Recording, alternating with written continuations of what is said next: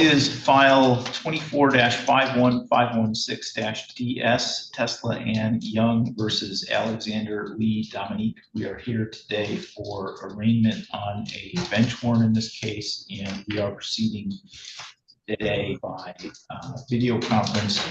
So you are Alexander Lee Dominique? Yes, sir. Mr. Dominique, you are being arraigned on a bench warrant. The bench warrant alleges that you failed to appear in court for a hearing on a front of the court show cause on December 2, 2024. The underlying front of the court show cause alleges that you have a monthly child support charge of $279, and there is currently an arrearage in payment of your child support in the amount of $3,966. Do you understand that those are the allegations against you, Mr. Dominique? Yes, sir. I'm literally okay. Before you say anything else, I need to ask you a few questions so that you understand what your rights are. All right. So, yes, sir. Do you understand that it is a crime to fail to pay child support to the best of your ability up to the amount ordered? Yes, sir. Do you understand that it's also a crime to fail to appear in court when you've been ordered to appear? Yes, sir.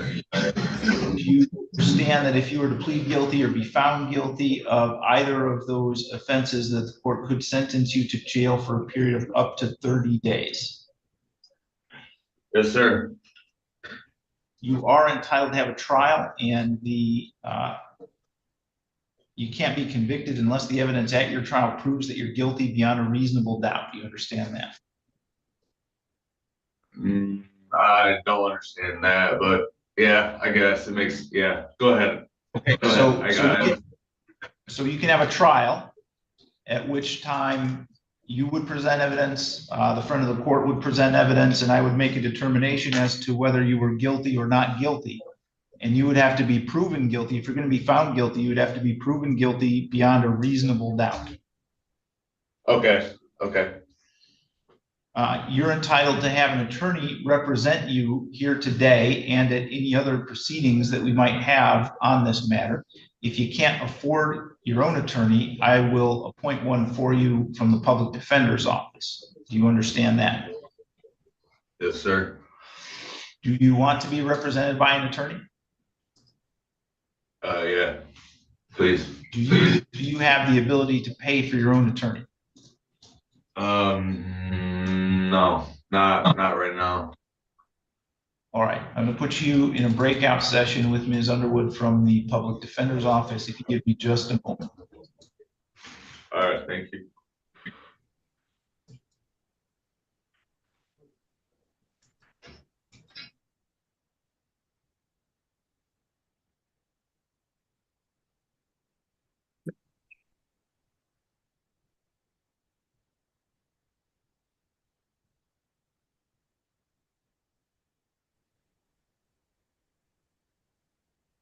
Ms. Dumont, I believe we have Ms. Burciaga here. Do you need to speak to her?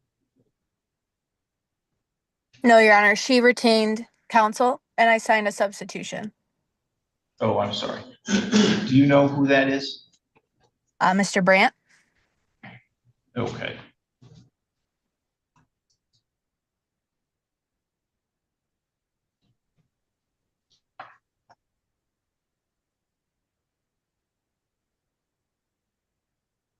Good morning, Mr. Brandt.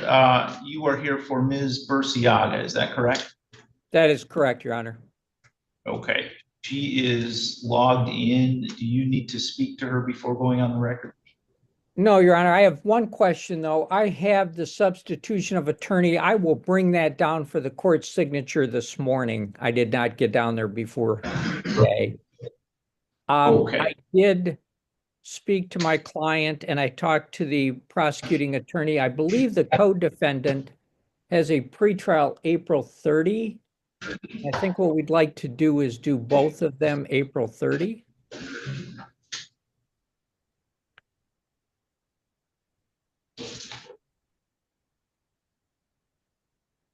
Okay, is that accurate, Ms. Arnold? It is, Your Honor.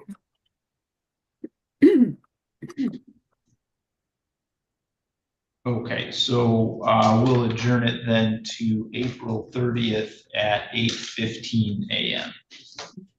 Thank you, Your Honor. Mr. Brandt, would you also be willing to do a stipulation in order for that adjournment? I will bring that down this morning as well, Your Honor. Sounds good. Is there anything else we need to address with this case today?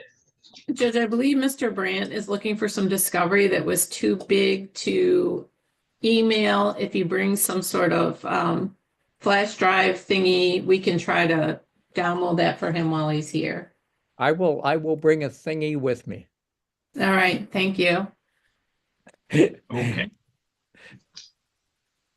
All right, then, Ms. Bursiaga, your next date will be April 30th at 8:15 a.m. and you can log in using all the same Zoom information that you used today. Okay, thank you.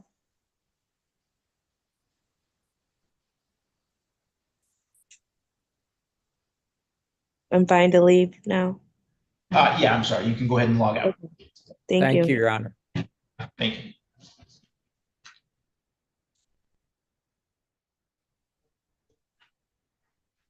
Okay, back on the record in Young versus Dominique. Ms. Underwood, would you like to place your appearance on the record?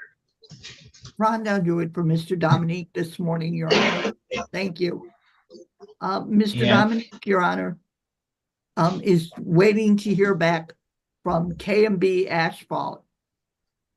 He's interviewed with them for a job, and that looks like that's probably where he's going to be working. Mr. Dominique can make a $100 payment by Friday, Your Honor. We would very much appreciate a PR bond in this matter, a not guilty plea, and a $200 payment by Friday, or a $100 payment by Friday. And Mr. Dominique should hear from K&B this afternoon, Your Honor. So that's pretty important. And then just a short adjournment to assure the court that all that has taken place.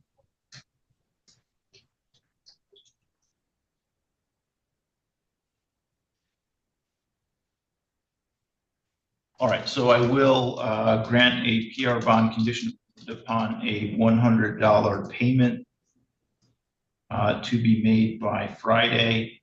I will also indicate at this point that the front of the court notes are that Mr. Dominique has made 0 child support payments since the inception of this case, and obviously we've got the failure to appear issue. So Mr. Dominique, this is your one chance to get it right. Okay. So if you don't appear again, if you continue as you have been, just not making any payments, you're going to find yourself in the same situation, and I'm not going to be inclined to talk about bond then at that point. It's time to do the right thing. You're right. All right, so you are all set for today. I'm sorry, so we need another. Your Honor, what is that date again? I'm sorry, so.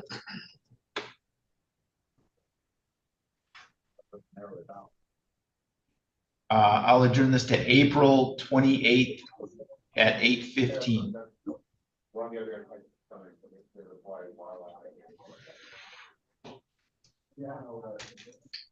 So, Mr. Dominique, you need to be here in court on that date at that time, or logged into the Zoom session, and they have our Zoom information, I believe, at the jail for you.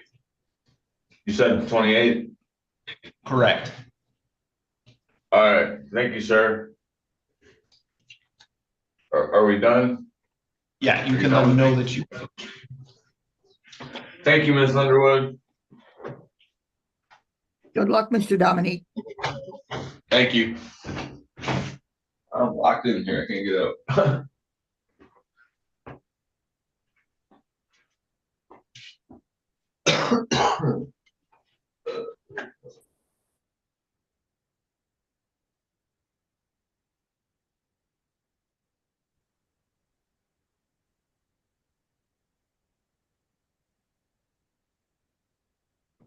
Defendant.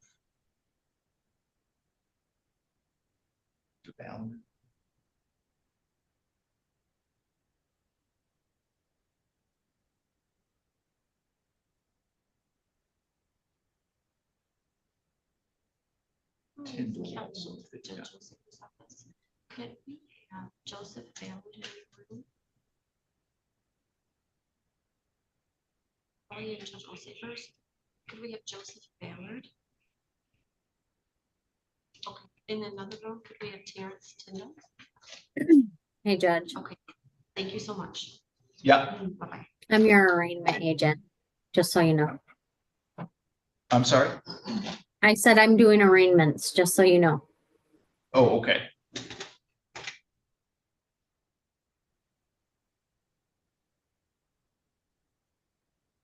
Oh, like an hour late sometimes. She's done it when I went to court before. All right, I have someone here logged in from an MDOC facility. Are you Mr. Hall? Yeah. Yeah. Okay, Ms. Underwood, do you need to speak to Mr. Hall? Oh, no, I don't believe so, Your Honor. All right, 1 second.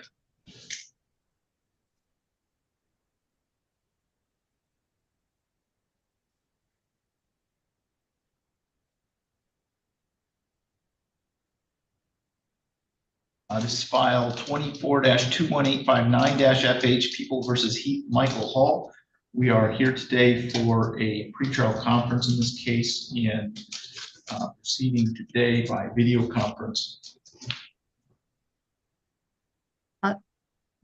First, can I have the attorneys place their appearances on the record, beginning with Mr. Bayonetto?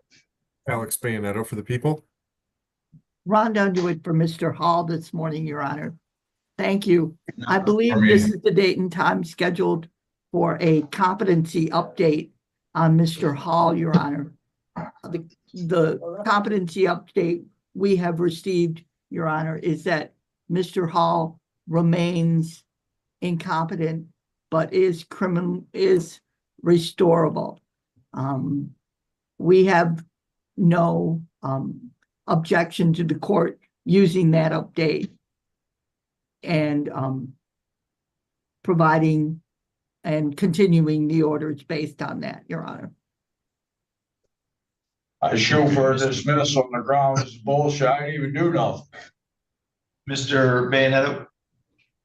Your Honor, I'd ask that the court accept the report into evidence, and I would ask for another review date, maybe in about 90 days, so we can see where we're at.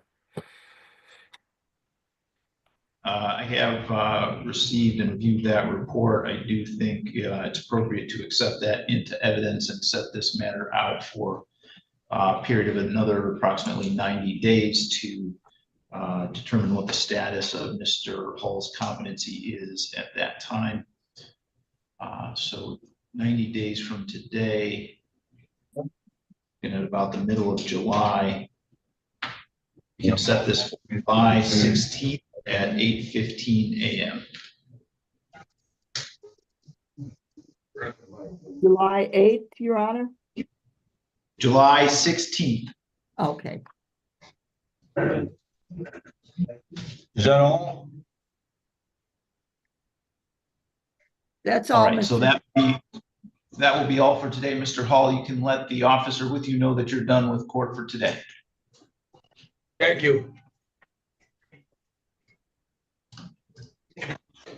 I'm not. Okay, Ms. Dumont, do you need to speak to Mr. Tyndall? No, Your Honor, we're ready. Oh, Yeah. can I speak to her? I'm sorry? Can I speak to her real quick?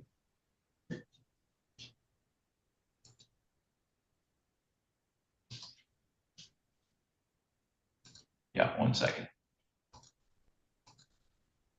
Ms. Underwood, do you need to speak to Mr. Ballard? I don't believe so, Your Honor.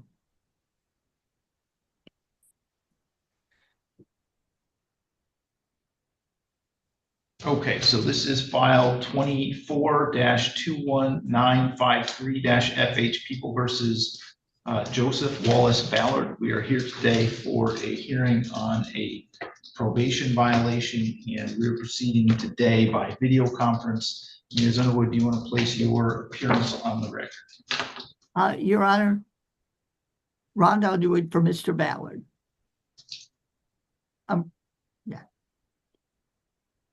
All right, and where do we stand with Mr. Ballard's case today? Your Honor, Mr. Ballard has a case that was down in district court, and I believe it's coming up to circuit court in short order on a pretrial. So, but I don't think a date's been given yet. So we would ask that this be set with that, Your Honor.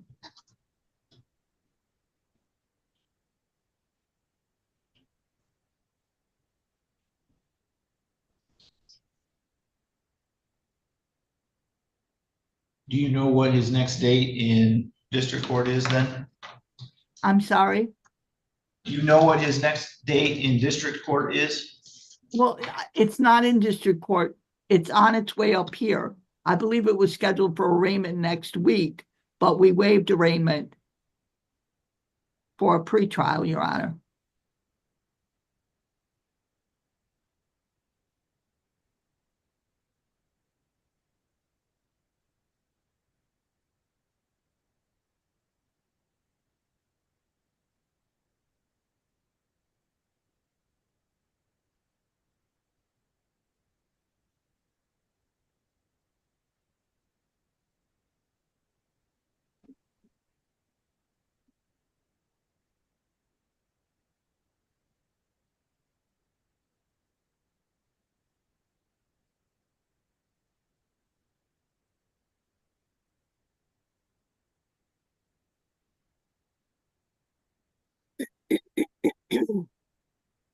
It does say bound over, but I don't see anything in the circuit court records of it yet.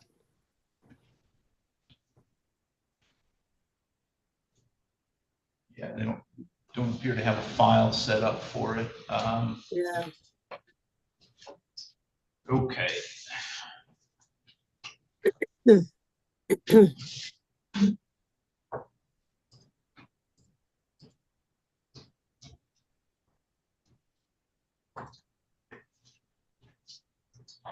All right, let's set it for April 30th, and when that circuit court gets file gets set up, we'll try to set the other one for the same date as well.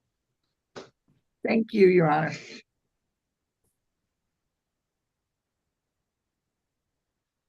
Okay, Mr. Ballard, you can let the officer with you know that you are done with court for today. Yes, Your Honor. Thank you.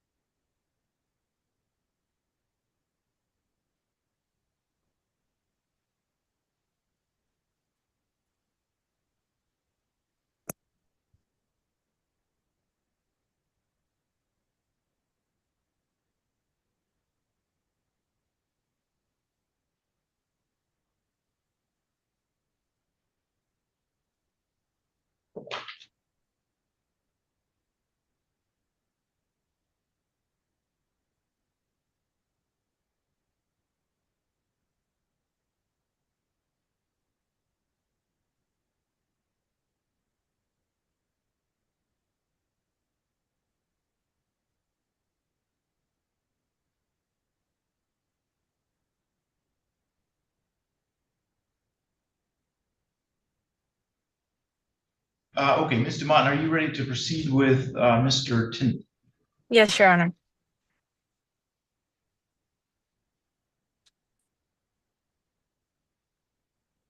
Okay, this is file 25-22149-FH, People versus Terrence Jerome Tyndall.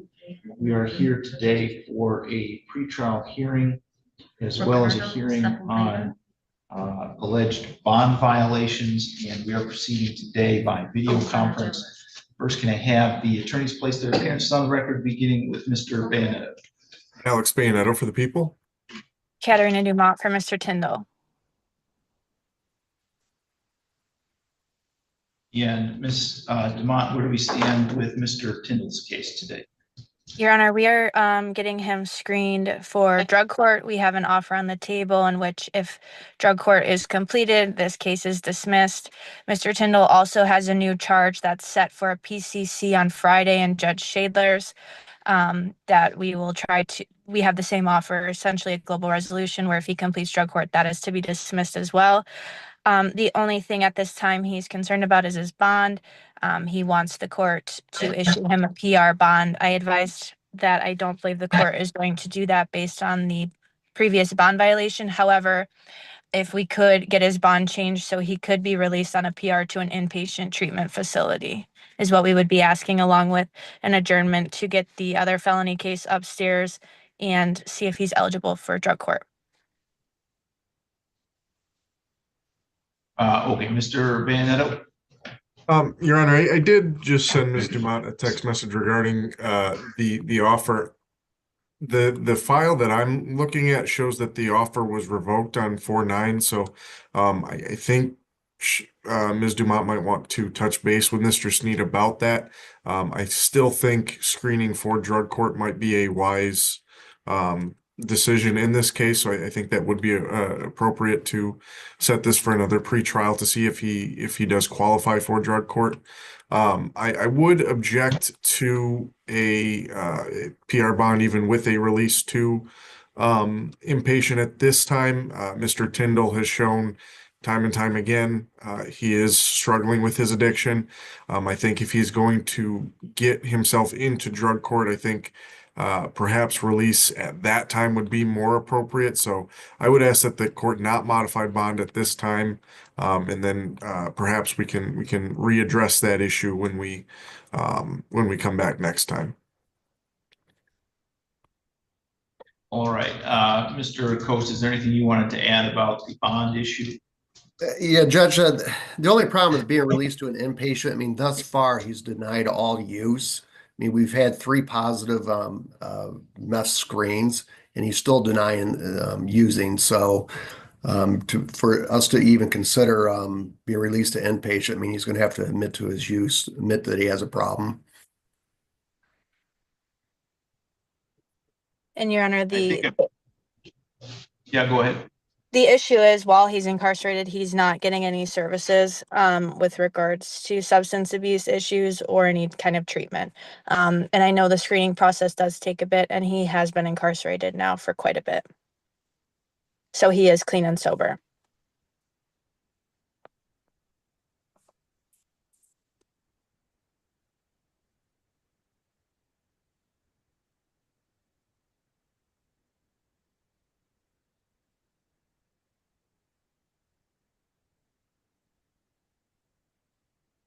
Okay, well, he was arrested, according to the file, on April 7th for the latest warrant. That,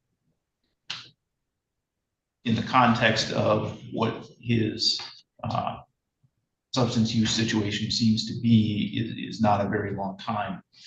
I do think I would like to know the results of the drug court screening before agreeing to release him to an inpatient facility. I don't have, I'm generally willing to do that. However, in this case, I'd like it to be in the context of we're moving forward toward drug court, and we know what's going to happen. So I'm perfectly willing to revisit that decision once we know what the drug court screening situation is going to be, and once we know, if he's going to do this as part of an agreement, that we know what that agreement is. But at this point, I'm just not comfortable on a release on a PR bond to to anywhere right now, because it does appear that Mr. Tyndall has a pretty serious substance use issue, and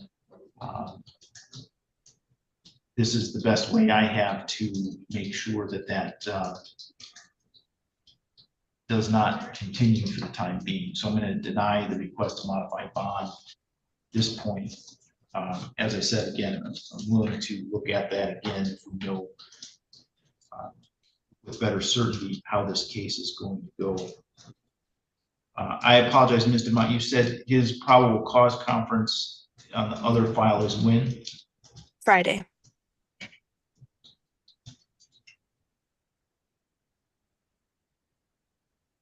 So I can adjourn this to April 30th.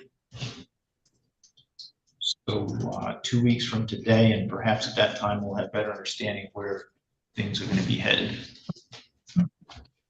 Thank you. Thank you, Judge. Ms. DeMont, would you be willing to do a stipulation in order for that adjournment? Yes, Your Honor. Okay, thank you.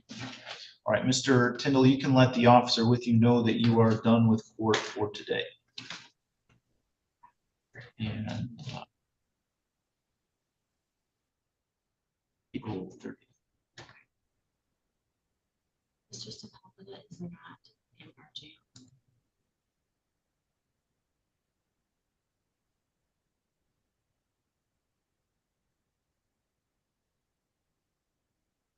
The gentleman at the MDOC facility, can you tell me your name, please? Jason Evans. I'm sorry, your microphone was bad. I had a hard time hearing you, sir. Can you tell me your name again? Jason Evans. Okay.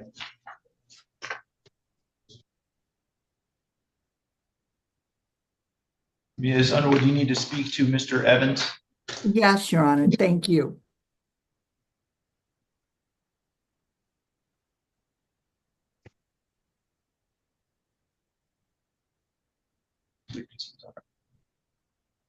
I know that's what they said too, but they said it's marked with H99, which means he's out somewhere else.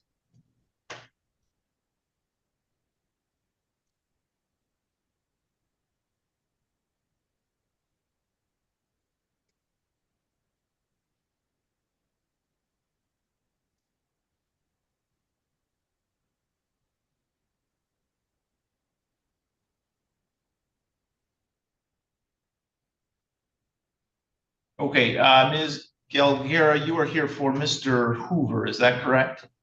Yes, Your Honor. Okay, Mr. Hoover is here. If you give me just a second.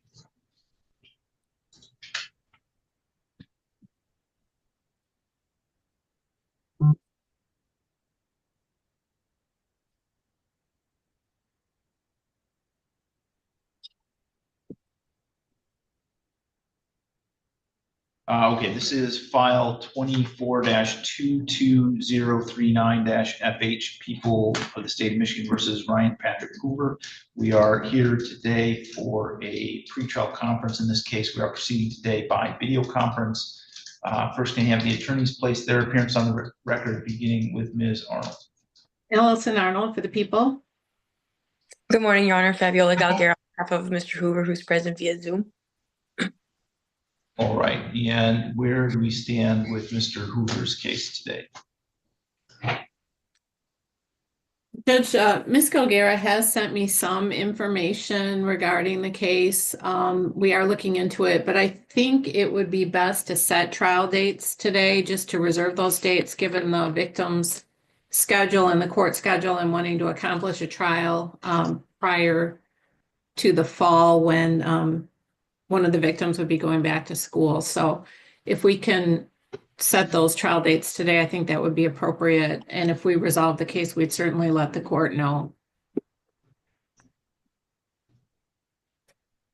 Okay, Ms. Gallagher, is that agreeable with the defense? Yes, Your Honor. And how many days, Ms. Arnold, do you believe we'll need for a trial? Judge, I think We probably could do it in 2 days, but I think we better set it for 3 just to be safe. And just so the Okay. court knows, I do expect a plea in the Matthew Higgins case today, which would free up June 24th to June 27th on the court's calendar. Okay, Ms. Galgare, do you agree that 3 days is a sufficient amount of time? Yes, Your Honor. Okay. And Ms. Clark, are we able to put that in for June 24th to the 27th in place of the Higgins case?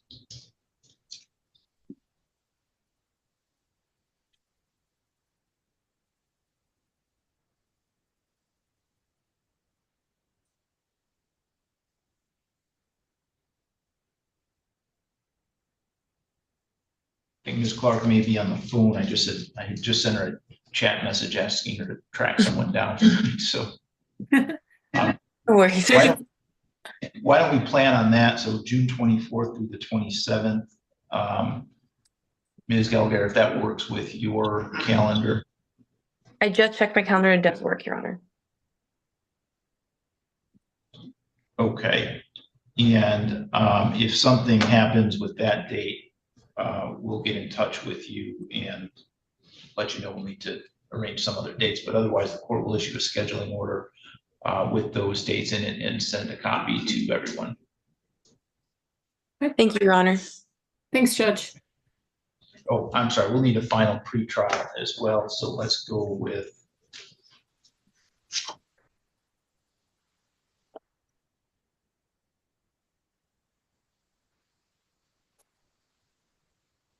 Go with June 18th at 8:15 a.m. if that date and time works. It does, Your Honor. That should be fine, Judge. Okay. All right. Is there anything else we need to address with this case today? No, thank you, Judge. Not for defense, Your Honor. All right. We're all set then, Mr. Hoover. You can go ahead and log out. Thank you, Your Honor.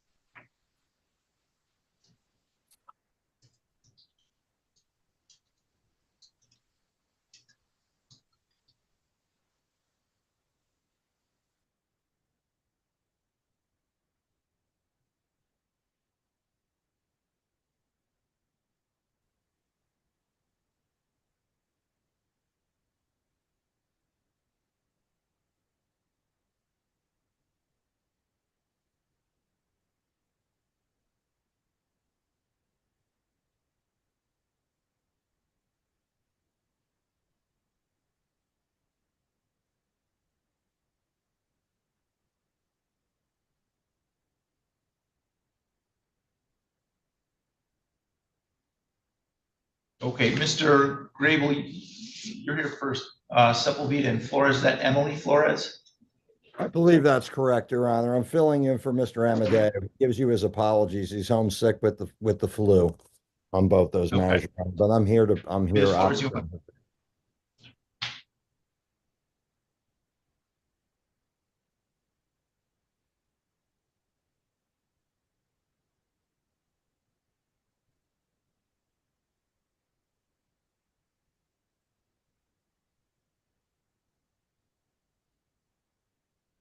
So Ms. Flores has a couple of cases. Do you just represent her on one of them?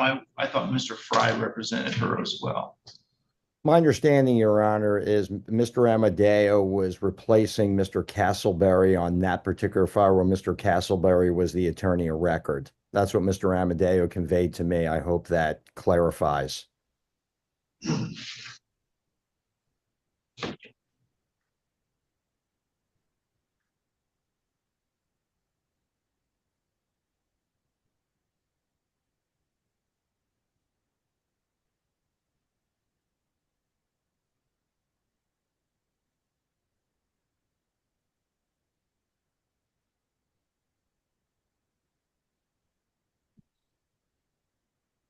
Yeah.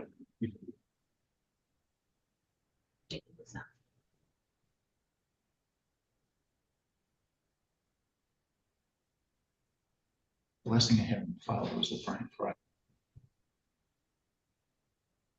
Has Mr. Amadeo filed a substitution of attorney or?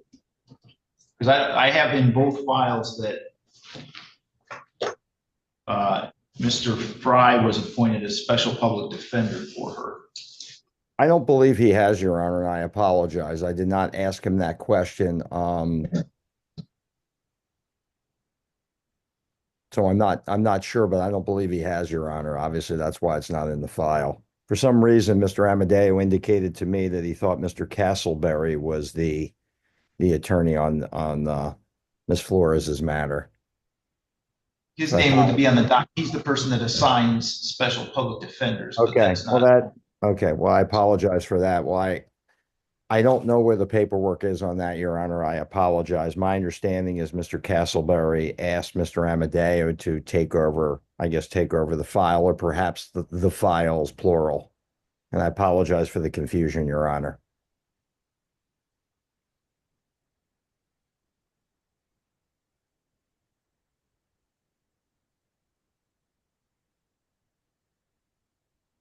And I can make sure Mr. Amadeo is aware of that, so that paperwork can be filed forthwith, Your Honor. well, the problem is you're telling me you're substituting in, but I don't have anything from the attorney of record that says that, which I would need in order to proceed. So I think we're gonna have to wait until Mr. Fry is here.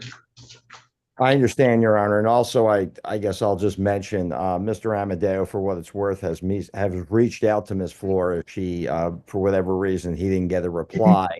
I guess we could deal with that when Mr. Fry gets here, and I'll let the court proceed and not delay the rest of the docket. I apologize. Okay.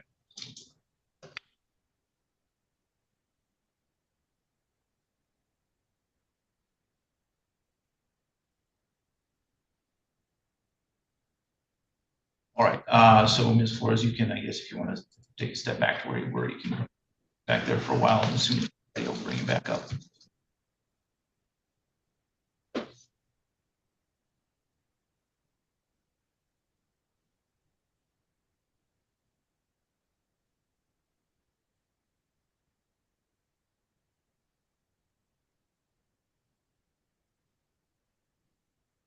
This is file 25-22174-FH, People versus Jason Allen Lee Evans. We are here today for a pretrial hearing in this case and proceeding today by video conference.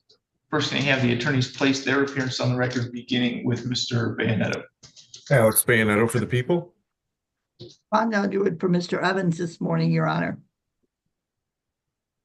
All right, where do we stand with Mr. Evans' case? Your Honor, this is our first pretrial.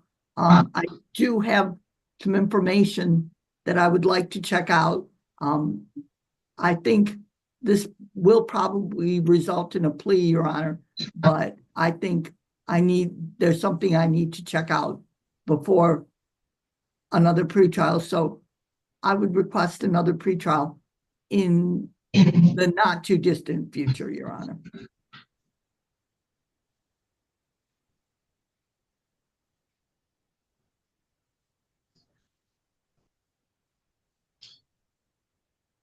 Okay, Mr. Bayonetto, anything to address from the people's side? No, Your Honor. We have no objection to an adjournment. And I would be happy to do the stipend order on that, Your Honor, with Mr. Bayonetto's permission. All right, then Thank let's go with May 14th at 8:15 a.m. Thank you, Your Honor.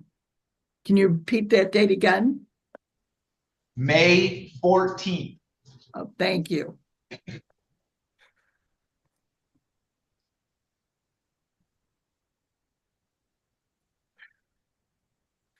Your Honor, I reached out to Mr. Fry about the Ms. Flores case. And I don't know why I didn't think of this when we were discussing this on record. The new 25 file, Ms. Flores's son was charged out of the same incident. He is still a minor, and Mr. Fry represents him. So he had a conflict in this case, and I think that might be where the confusion came in and why Mr. Amadeo is taking things over. Okay.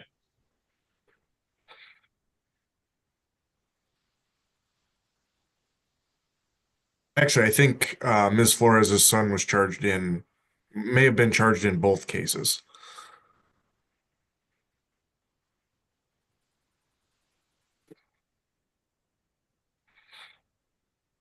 All right. Okay, Ms. Flores, you want to come back forward and you can sit at the table closer to the television.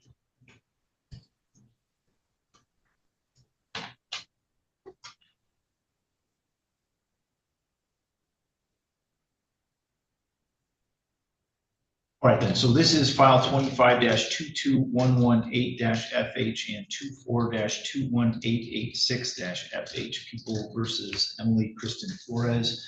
We are here today for pretrial conferences in both of those cases.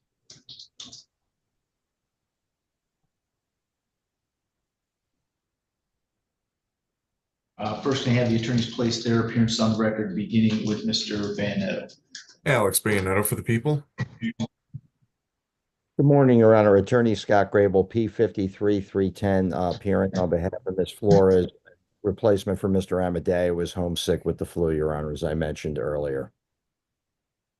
All right, and so where do we stand with Ms. Flores's cases today, Mr. Grable?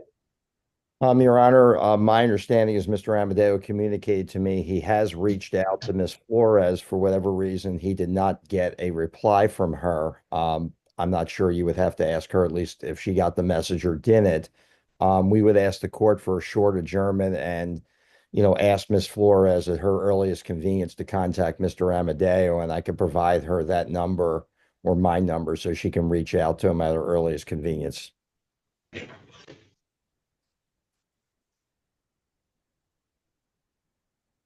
Okay, why don't we do this? We will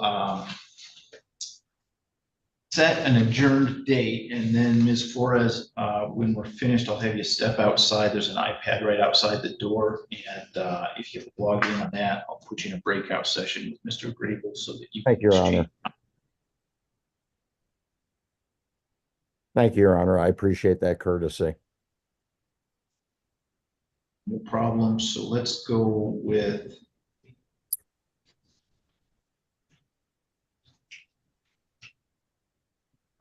May 14th at 8:15 a.m.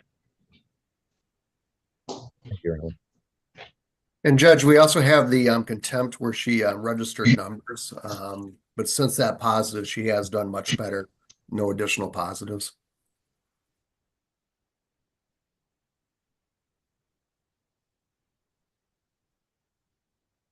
All right, Mr. Grable, would you be willing to do a stipulation in order for that adjournment?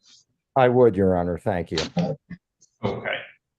All right, so Ms. Flores, then if you want to step right outside the door to the iPad and log in on that, I'll put you in a breakout session with Mr. Grable.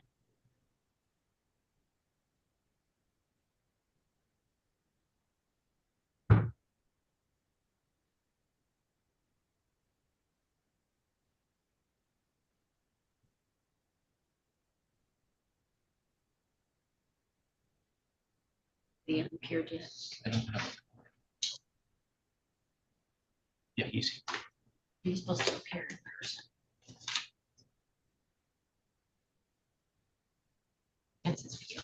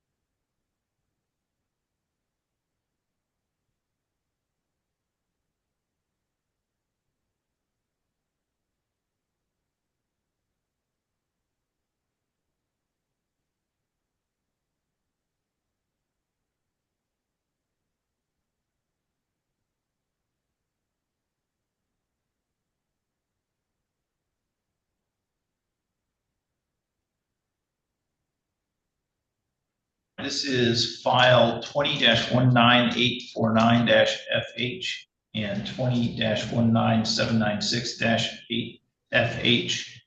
People of the State of Michigan versus Anthony Harris Moore.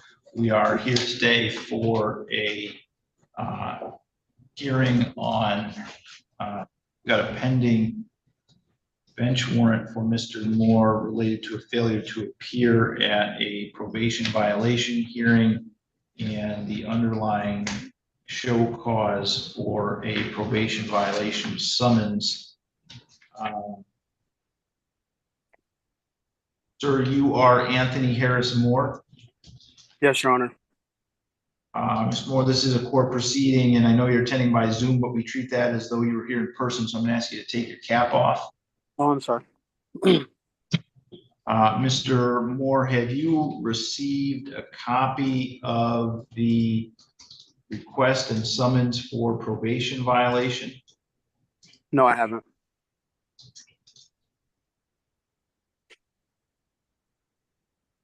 All right. I will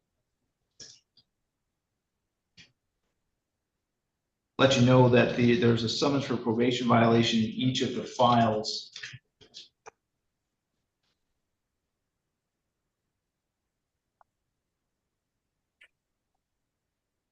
Both of them allege the same thing, that you have failed to pay your court costs as ordered. In file 19796-FH, the allegation is that you still owe $1,003. In file 19849-FH, the allegation is that you owe $198. In that file, you had pled guilty to possession of methamphetamine. The maximum possible penalty for that offense is up to 10 years in prison. In the 19796 file, you had also pled guilty to possession of methamphetamine, and the maximum possible penalty for that offense is the same thing, up to 10 years in prison. There's also a bench warrant pending for an alleged failure to appear at a hearing on the summons for probation violation on March 12, 2025 at 8:15 a.m. Do you understand, sir, that those are the allegations against you? Yes, I do. I've told you the maximum possible penalty for the probation violations, the maximum possible penalty for a contempt of court, which is what the failure to appear would be, is up to 93 days in jail. Do you understand that? Yes, I do, Your Honor. You are entitled to be represented by an attorney here today and at any other proceedings that we have regarding this matter. If you can't afford your own attorney, you can tell me that and I'll appoint one for you at public expense. Do you understand that? Yes, Your Honor. Would you like to be represented by an attorney today? Yeah, why not? Yeah. Do you have the ability to pay for your own attorney? No, I do not. All right, I'm going to put you in a breakout session with Ms. Underwood from the Public Defender's Office, if you'll give me just a moment. Your Honor, what is the last name on this? Moore, M-O-O-R-E. I don't believe I've received anything on this yet. Hang on, unless it's just been sent. He just requested you.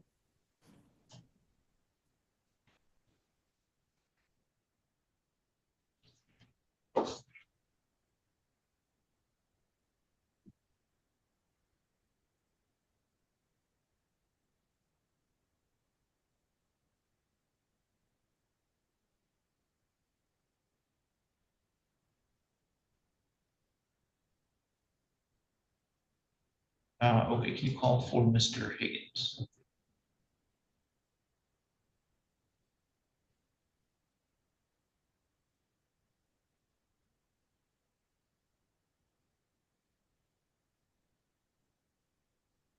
Ms. Hoffman, we're just waiting on Washington County to get logged in. Mr. Sepulveda, so as soon as we have him, we'll get started on your case. We can't maybe bring forward. No, they're not logged in yet. I don't know what it's going to be, unfortunately.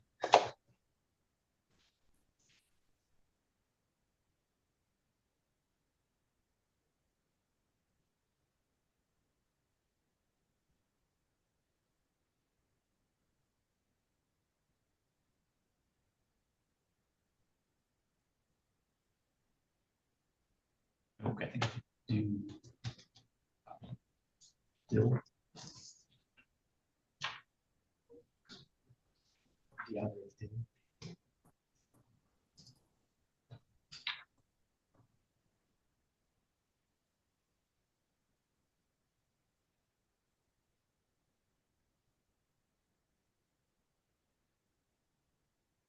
Okay, Mr. Burkett, Mr. Dill, I think we're ready to call Mr. Dill's case.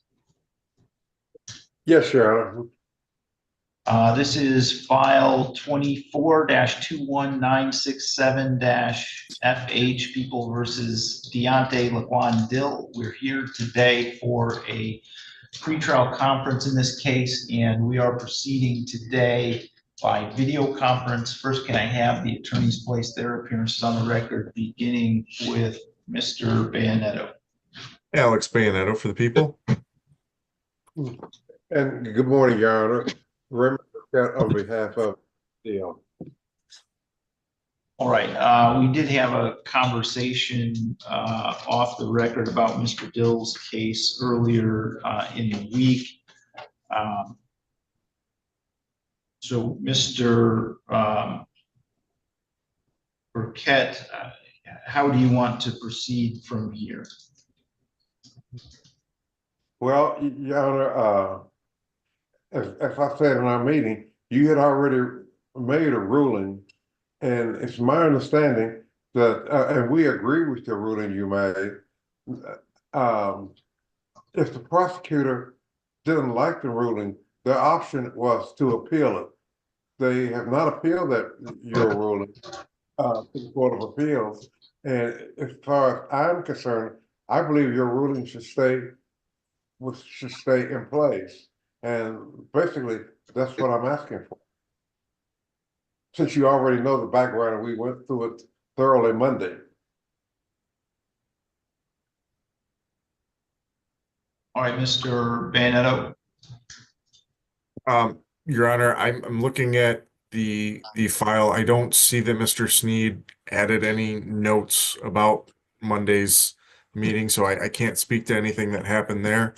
And I would just ask that I would just leave in the court's discretion as to how to proceed at this point. All right, so the court's ruling on the prior motion to quash the bind over was that there was a further factual record that needed to be developed in order to determine whether the bind over was appropriate or not.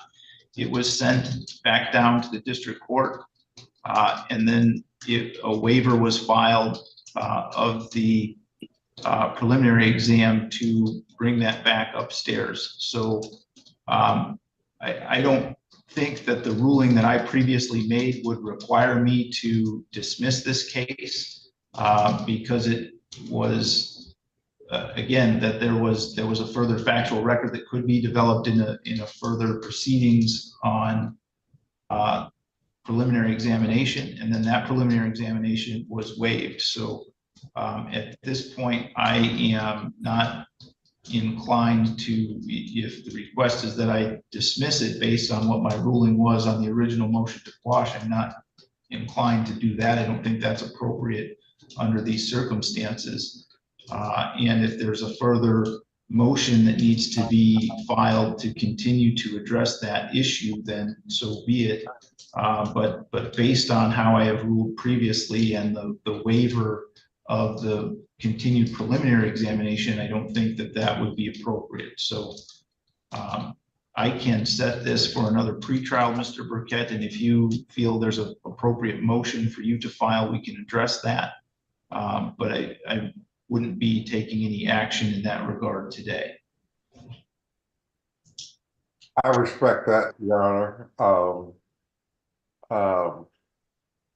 And just so the record is 100% clear, Um, I understand exactly what you're saying, but I want the record to be clear. Our position is we don't need another pretrial, but we would do that if the court just will allow me enough time to retrieve the transcript that we had with you.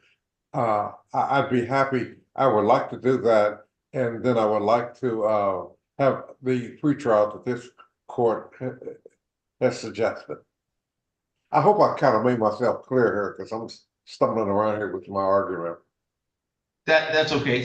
So I understand you to be asking for another pretrial, but at a time after you can get the transcript of the hearing on your motion that we had. Yes, sir. And with all due respect, Your Honor, I'm saying that based on your ruling before, the case should be dismissed. But I understand your position, but just to protect the record. Okay, I understand that. So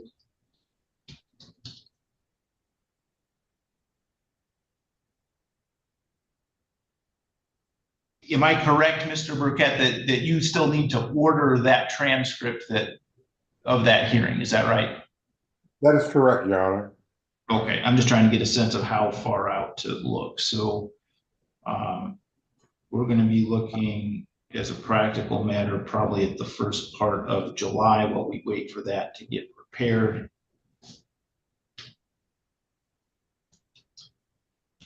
Okay. How about July 16th at 8:15 a.m.? Okay, I'm almost positive that's okay. Just give me one brief second.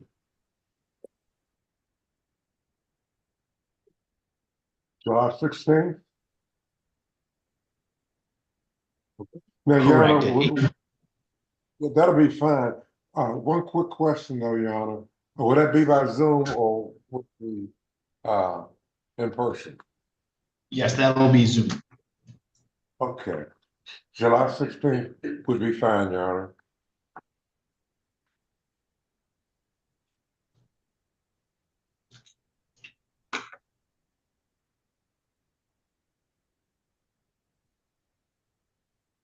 All right, so I think we're all set with this case today. Then if there's nothing else, you can go ahead and log out. Okay, Your Honor, hope you and your staff have a nice day today. And thank you very much for your concern. Thank you. Hold jail for Mr. White. Okay, Mr. Mawad.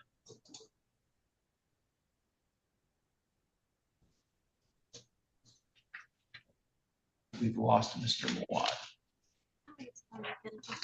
Can we have John on default, please?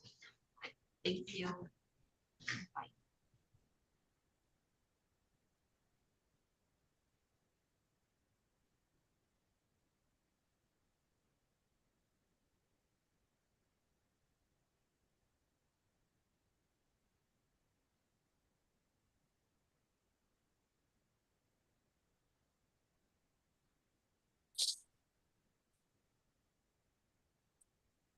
We are back on the record in file 20-19796-FH and 20-19849-FH, People versus Anthony Harris Moore.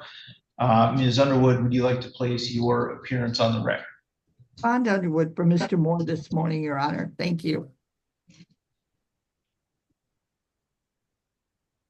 And do you know how Mr. Moore would like to proceed? Yes, Your Honor. I believe we would like to continue a not guilty plea in this matter and set this out for an adjournment, Your Honor, to allow Mr. Moore to continue to make payments in this. I know he made a payment yesterday and it looks like he's making some strides. So we would appreciate a brief adjournment.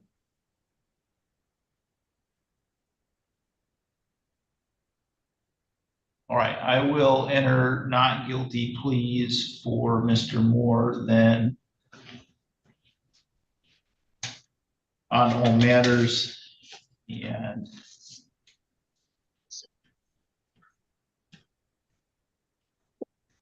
set this for a hearing on May 14th at 8:15. That'd be a hearing or a pretrial? A pretrial. Thank you.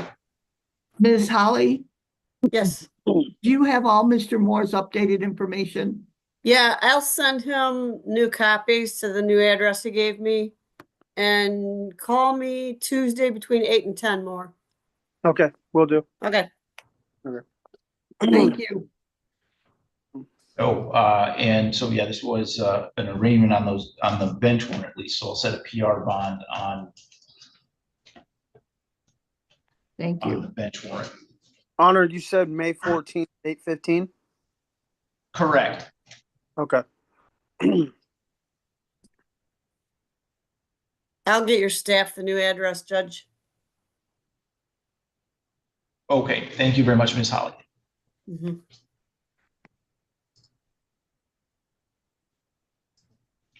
Mr. Moore, you can go ahead and log out. Okay. Ms. Underwood, you need to speak to Mr. White Eagle. No, Your Honor. Okay.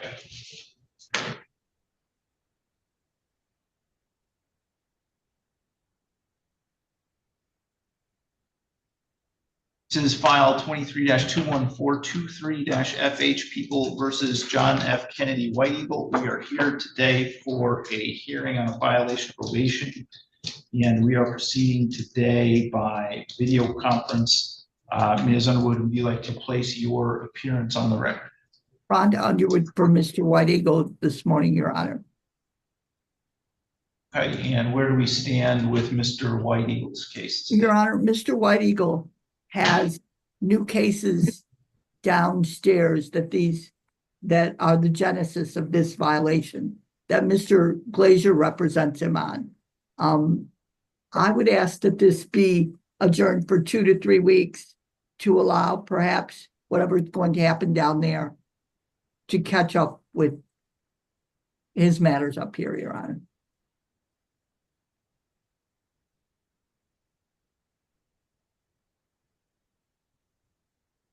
All right, let's go with May 7th at 8:15.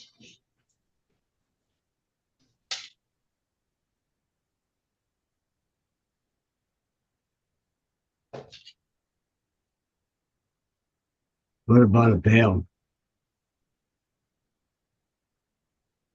I'm sorry. What about a bail or anything?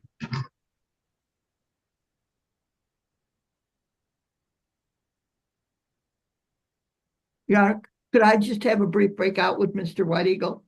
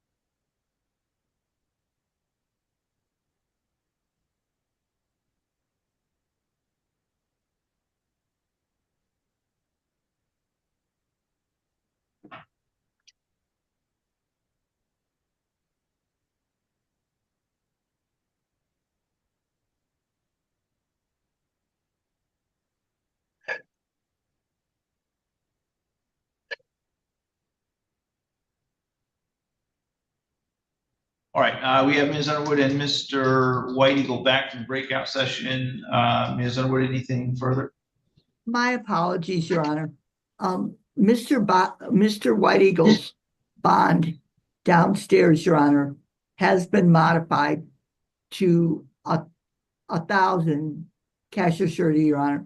They were going to give him a PR, these are drug cases, Your Honor. They were going to give him a PR, but they wanted to see what was happening up here. I would ask that perhaps Mr. White Eagle be given a PR or a nominal bond with appropriate testing requirements, which I assume he's going to have from district court as well. Since this matter could take a little while, Your Honor. I don't believe Mr. White Eagle represents a threat to the community. And I don't believe he would not show up for court, Your Honor.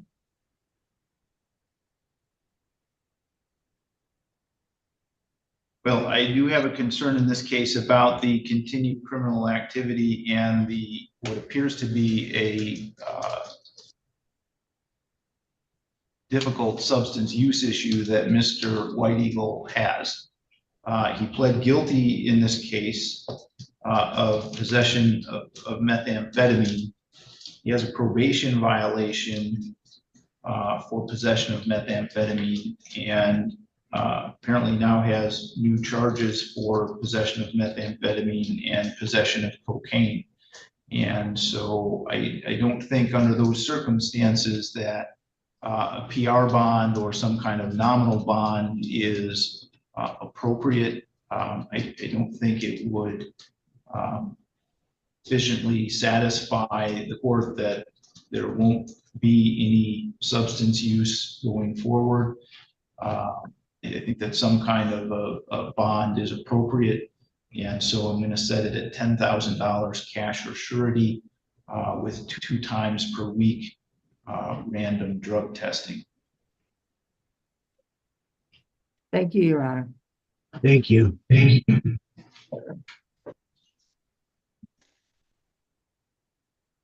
If you are released, Mr. White Eagle, you need to contact Darren Coast in the pretrial services office within 24 hours of release. Yes, sir. And also contact your probation officer, Mr. White Eagle. Yeah. He Yes, needs to ma'am. come see me. Yes.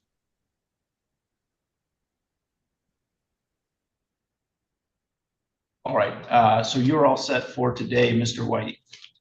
Thank you. Have a good day.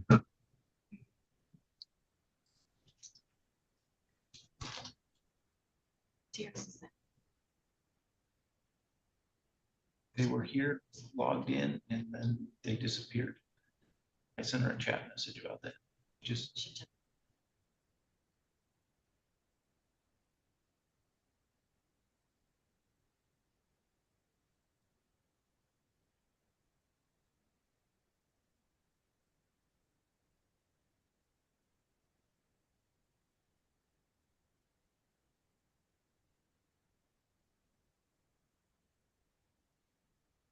we can do Paul Cherry. So are you Mr. Cherry? Yes, I am. All right. So this is file 22-20683-FH, People of State of Michigan versus Paul Edward Cherry. We are here today for a pretrial conference in this case and proceeding today by video conference.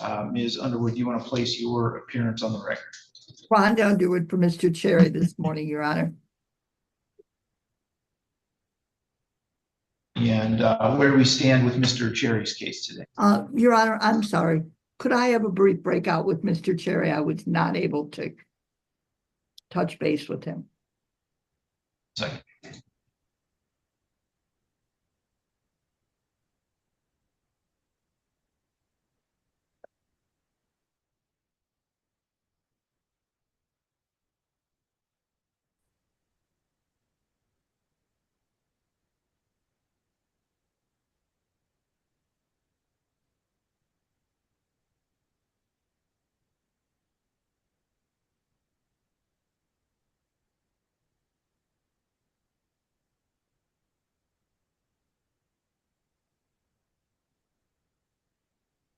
Okay, Mr. Grable, we do have Mr. Sepulveda here now. Are you going to need a breakout session with him? I guess, yeah, I'll have a brief one, Your Honor, with the court's permission. That would be appreciated. All right.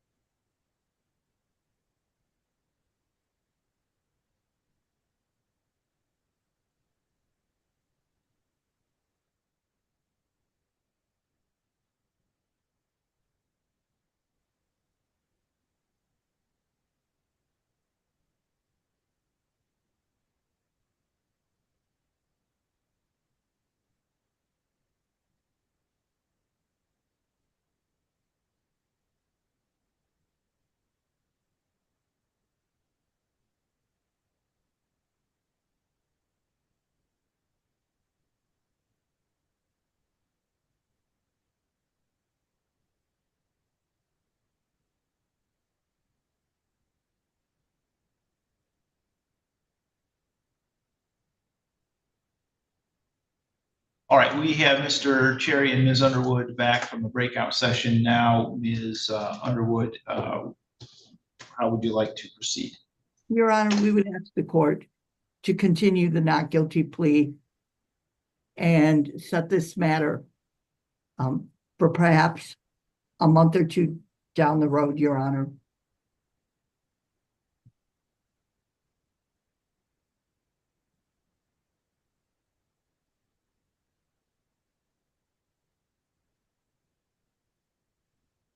And what is the reason for that? Mr. Perry, Mr. Cherry, I apologize, is involved in a Chapter 13 proceeding, Your Honor, that he feels may have some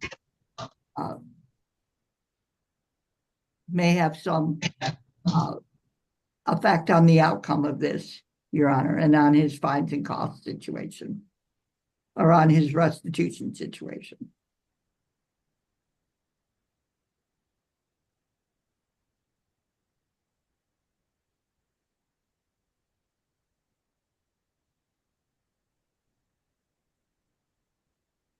All right, I'll set this out to June 18th at 8:15.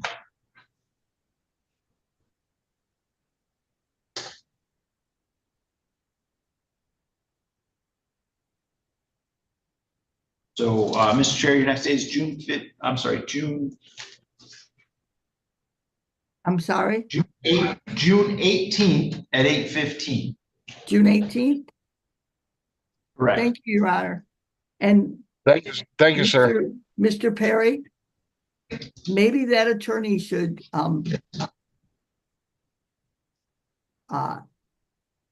maybe you should retain that attorney for this case as well.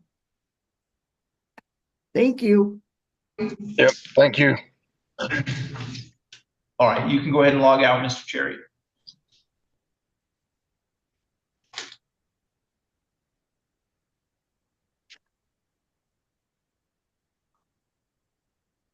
You can call for Lindy.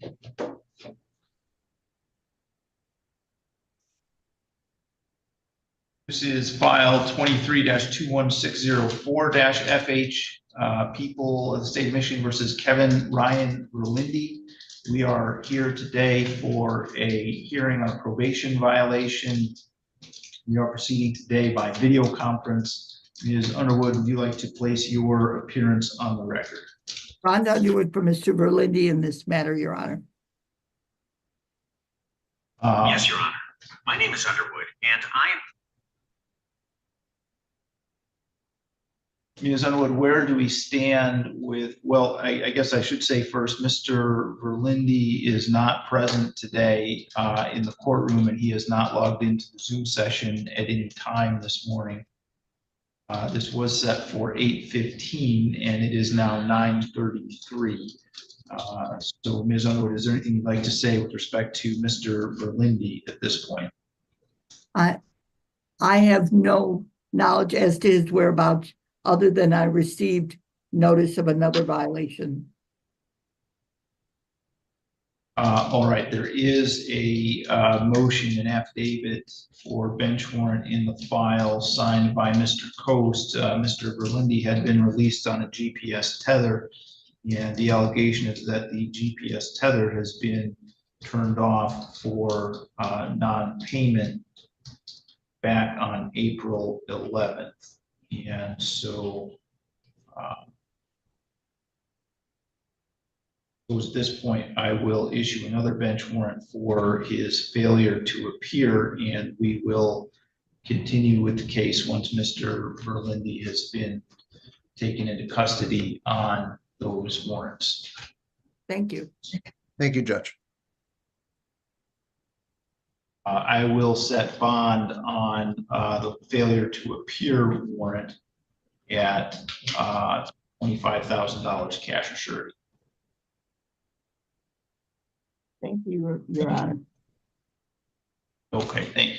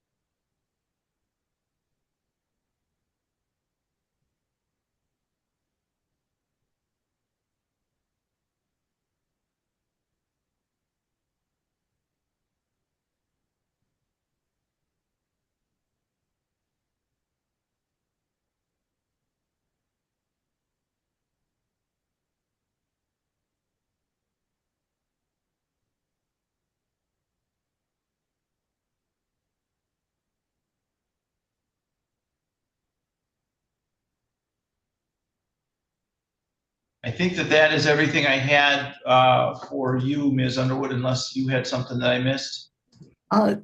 Mr. Garcia, Your Honor. He actually was Judge Anzalone's case because he is in drug court. Thank you. Then I assume I'll see it down the hall. Thank you. Okay, thanks. Wait, doesn't she have Stover? No, John Glazier is Okay. handling. Okay.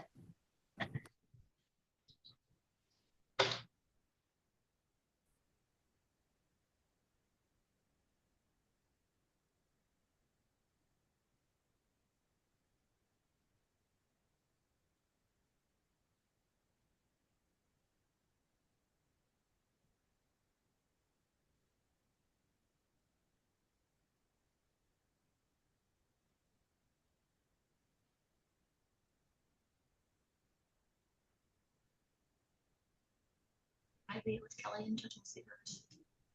Good. We are looking for Mr. Glazier.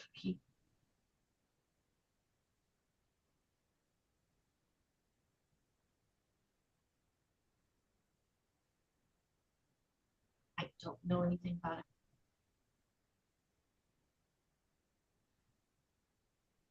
Contacted him yesterday and said that he. Hold on just a minute. I'm sorry. We contacted him yesterday and I said that he would be handling it in place of. Late Xander was an adjournment. There's an email going around about an adjournment. Do you have a new date, Leo? Is it with Francis?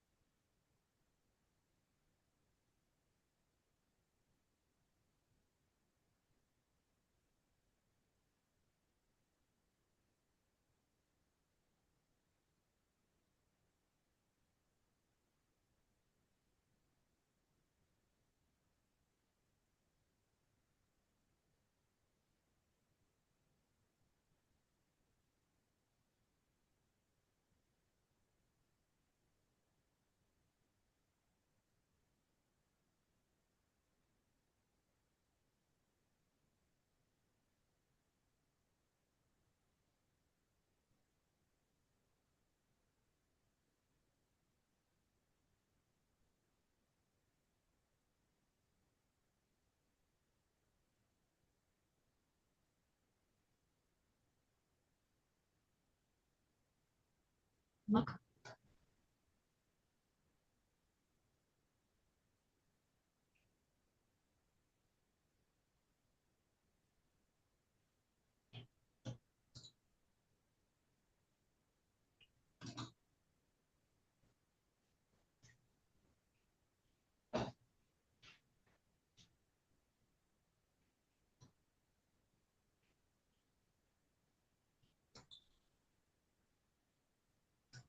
Okay. Kristen is the secretary of the drug court. All right, so Macomb County wasn't able to accommodate us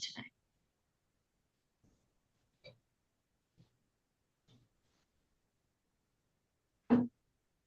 Okay, and Francis was included in that, you said? Okay. All right, very good. Thank you, Leo. All right, bye. So Macomb County Jail, not accommodate our Zoom request. So They were logged in since 8 o'clock this seriously. Yeah. Okay. They just, I think, disappeared while you were on the phone. Do you? There's some confusion with Mr. I mean, it doesn't matter now, so. County. They want that to accept it doesn't matter. Glacier said that they have to adjourn.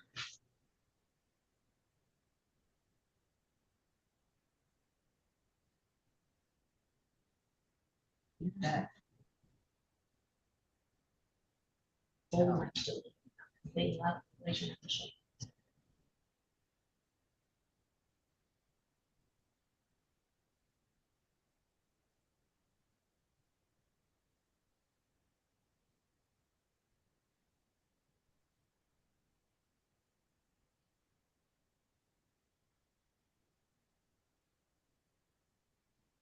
The sheet is in our.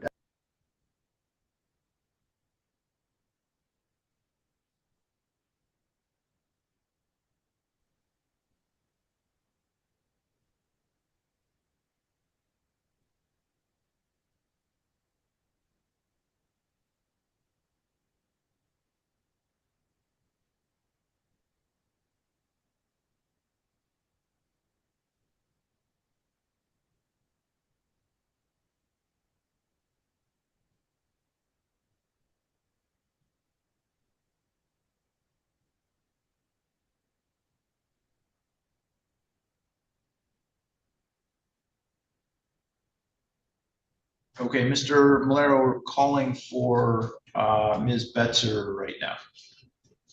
Okay, thank you, Judge.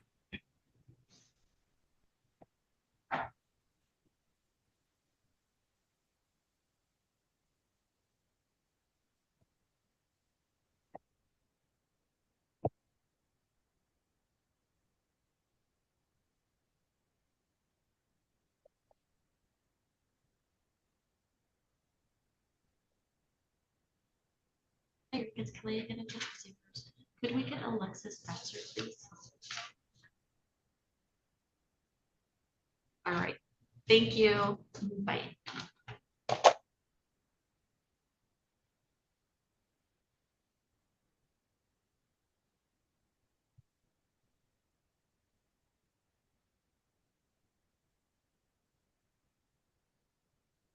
What's that?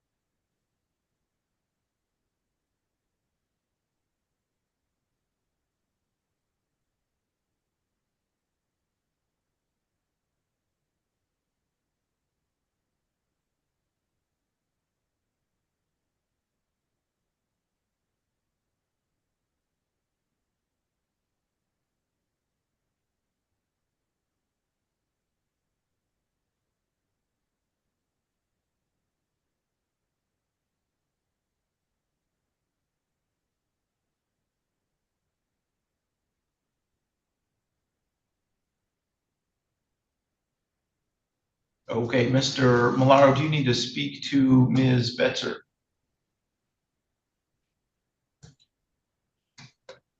Judge, why are we here?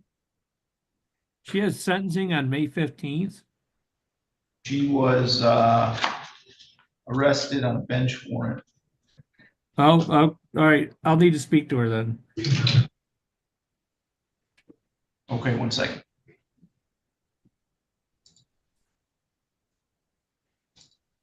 No.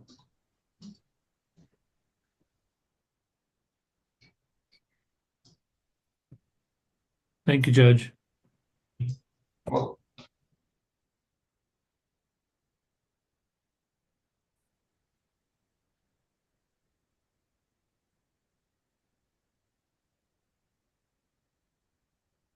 okay, Mr. Mawad, you have Mr. Higgins here. Are you ready to go, or do you need to speak to him? No, we're ready, Judge. My apologies. I have got a witness testifying in Livingston County on a murder case, and they wanted me to come on. So my apologies to everybody, and you and the court and the prosecutor. Okay, no problem. Let me just find the file here.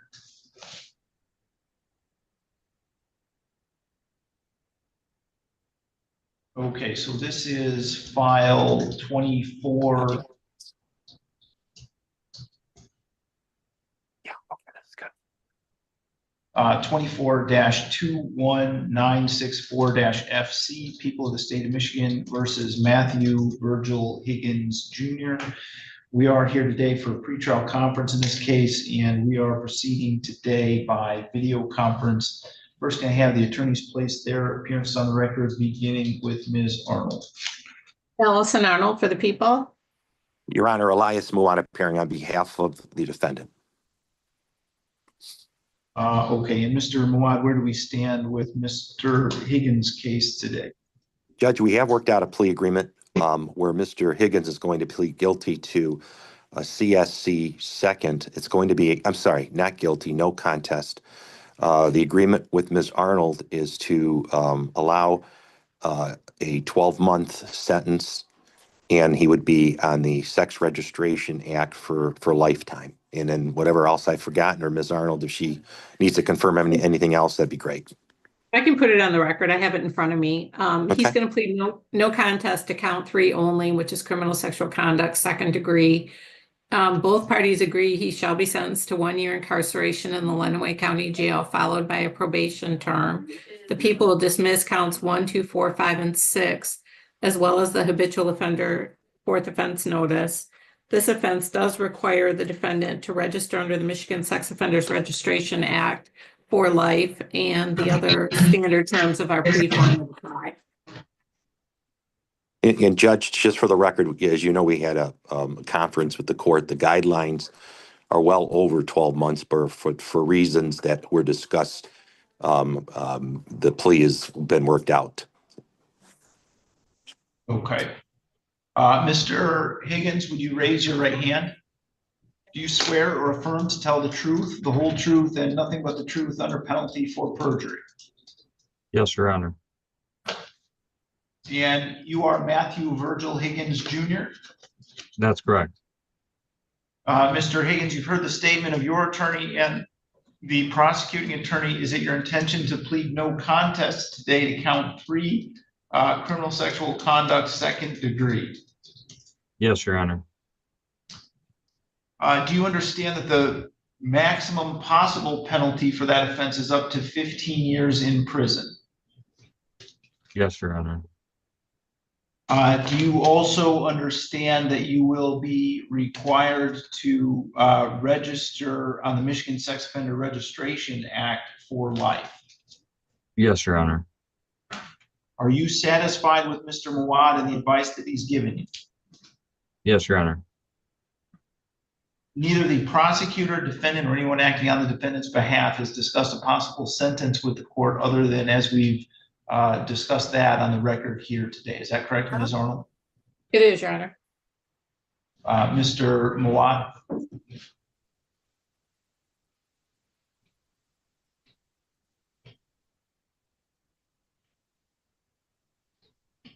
Judge, no other promises or inducements.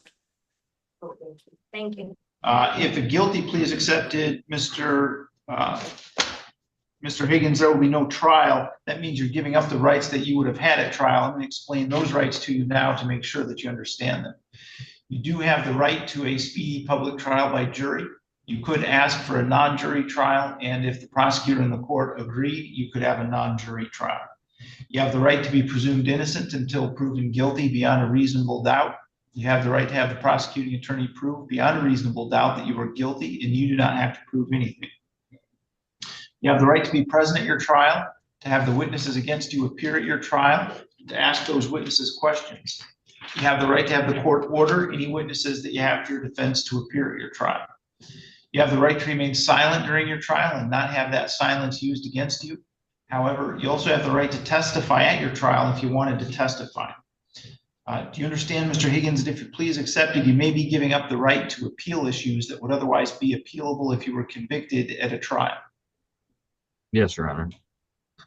Do you also understand that any appeal from the conviction and sentence pursuant to your plea would be by application for leave to appeal and not by right? Yes, Your Honor. If you're not a citizen of the United States of America, conviction of a crime can result in deportation, exclusion from admission to the United States of America, or denial of naturalization. Do you have any questions about any of those rights? No, Your Honor. And do you understand that you're giving those rights up? Yes, Your Honor. How do you wish to plead to the charge that on or about July 14, 2021 through July 20, 2023 in Cambridge Township, Lenawee County, Michigan, that you did commit the offense of criminal sexual conduct, second degree? I plead no contest, Your Honor. Has anyone made any threats or promises to you to induce you to plead no contest to that charge? No, Your Honor. Do you understand that if I accept your plea, you'll be giving up any and all claims that your plea was given as a result of threats or promises that were not disclosed to the court on the record this morning, or that it was not your own choice to enter that plea? Yes, Your Honor. Is the prosecutor defense counsel aware of any promises, threats, or inducements other than the plea bargain to induce Mr. Higgins to plead guilty today? Yes, you should. No, Your Honor. Mr. Higgins, other than as we've discussed it on the record here today, has your attorney promised you any particular sentence or estimated what your sentence would be? Yes, Your Honor. No, Matt, what other than what's been placed, has there been any other agreements as to what your sentence would be? Oh, no, Your Honor. My apologies. Okay. And is it your own choice to plead no contest today? Yes, Your Honor. All right. And Ms. Arnold, how are we establishing the factual basis? Judge, I can put it on the record. If Mr. Muad's okay with that. I'm fine. I'm fine with that. I think that's what we discussed, and I stipulate to your statement. Not a problem. All right. This comes from Cambridge Police Department report number 1246 of 2023. And that report, between the victim initials MH, they received a report that she may have been sexually assaulted. There was a forensic interview conducted at the Lenawee County Child Advocacy Center. The victim was 11 at that time.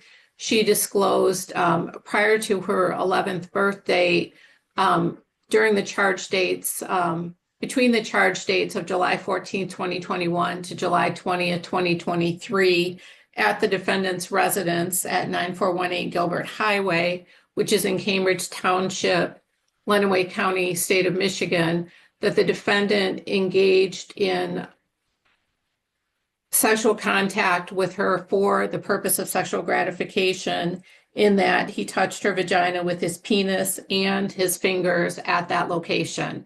With the disclosure being when she was 11, she was obviously under 13 years of age at that time, making out the factual basis for count 3. All right, Mr. Muad, do you agree that provides a sufficient factual basis? I do, Judge. Thank you very much. Yes. All right. Has the court complied with MCR 6.302 B, C, and D? Ms. Arnold? Yes, Your Honor. Mr. Mawat? Yes, Your Honor. All right. I will accept the plea then. It's been given understandably, voluntarily, and accurately. Mr. Higgins has had full knowledge of his rights and he has had competent counsel.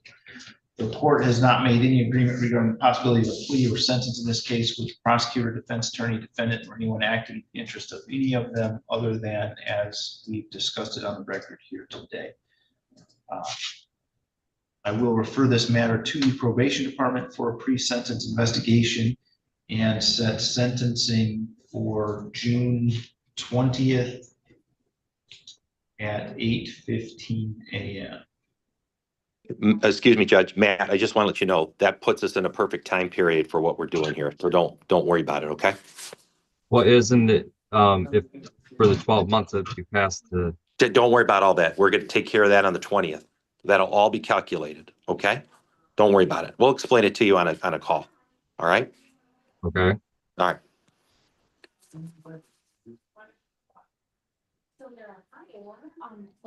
Thank you, Judge.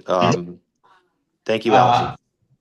Mr. Higgins, someone from the probation department will be in touch with you to do a pre-sentence investigation interview. And so you are all set. You can let the officer that's with you know that you are done with court for today.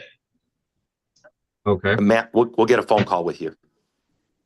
All right. Yeah. Thanks, Judge. Thank you. Thank you.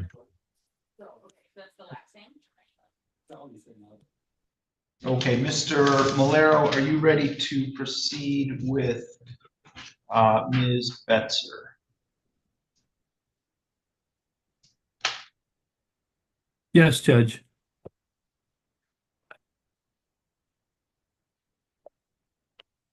Did you hear me?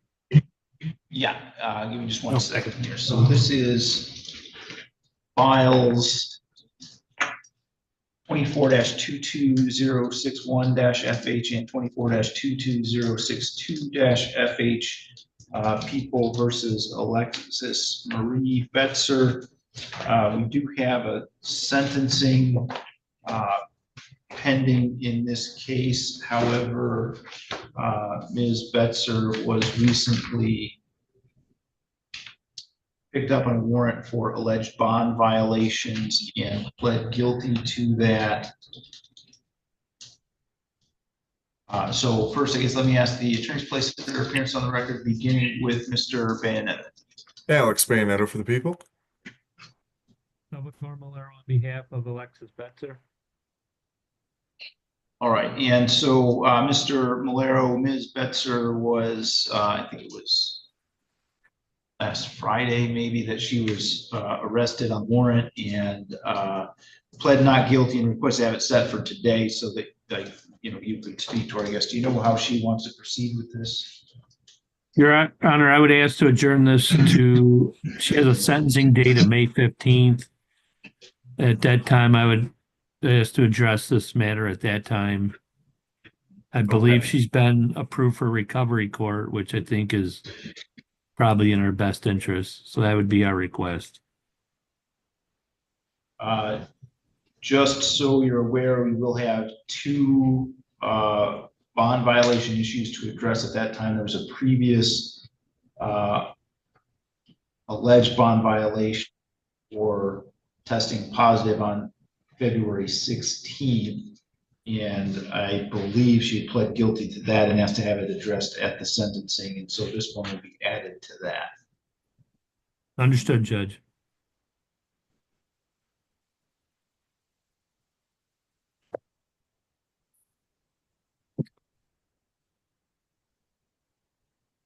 Judge, I have down on 219, she pled not guilty to that contempt of court, that she was going to be screened for recovery court. Yeah, I'm sorry. If I said she pled guilty, I meant to say she pled not guilty to that. So Correct. both of those are still pending. And just for clarity's sake, I think when we were on the record on Friday on the 11th, I had called the wrong case number. The contempts are in file 24-22061-FH. She does have a second file, but the contempts only apply in the 061 file.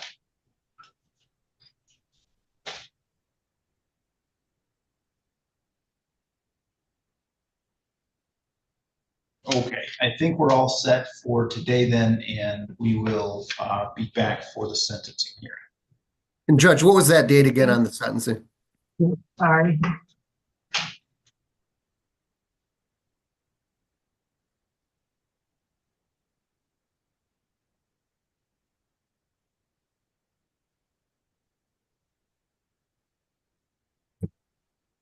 Judge, what was that sentencing date?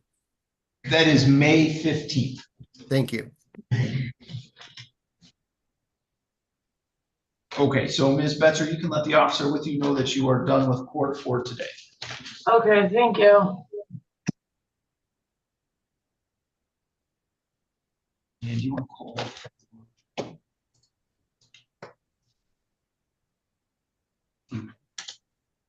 Thank you, Judge. And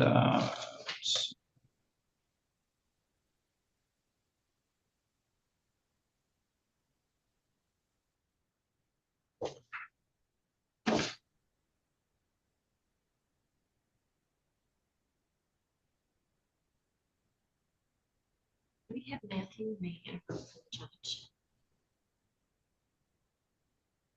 And Tessa Wood, please. All right, thank you. Bye.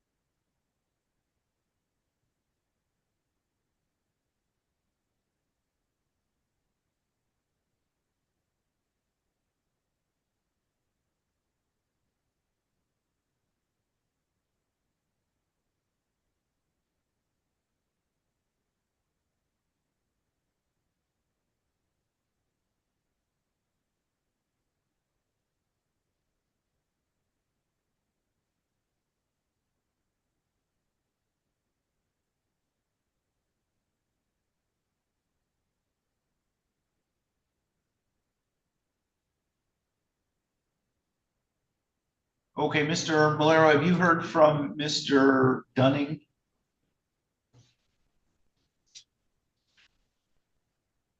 Not recently, but I know he was looking at admitting himself to a hospital. He kind of goes back and forth. But let me see if I can find him, Judge, if you don't mind. Okay. Yep.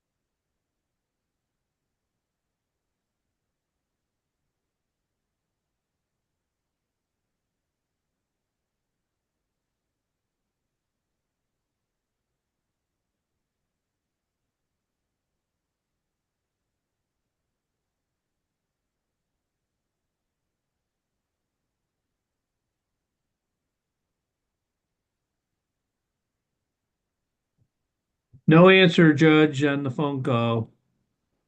Okay, do you need to speak to Tessa Woolley? Yeah. I do. Okay, 1 second.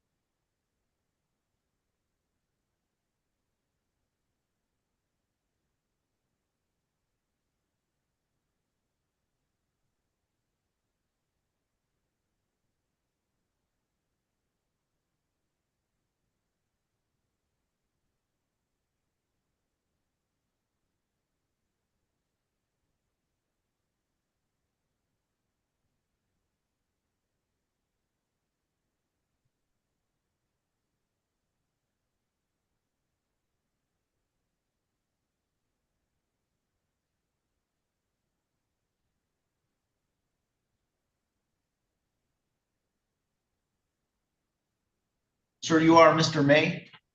Yes, sir. All right, your attorney is speaking with another client right now. As soon as he's ready, we'll call your case. All right, thank you.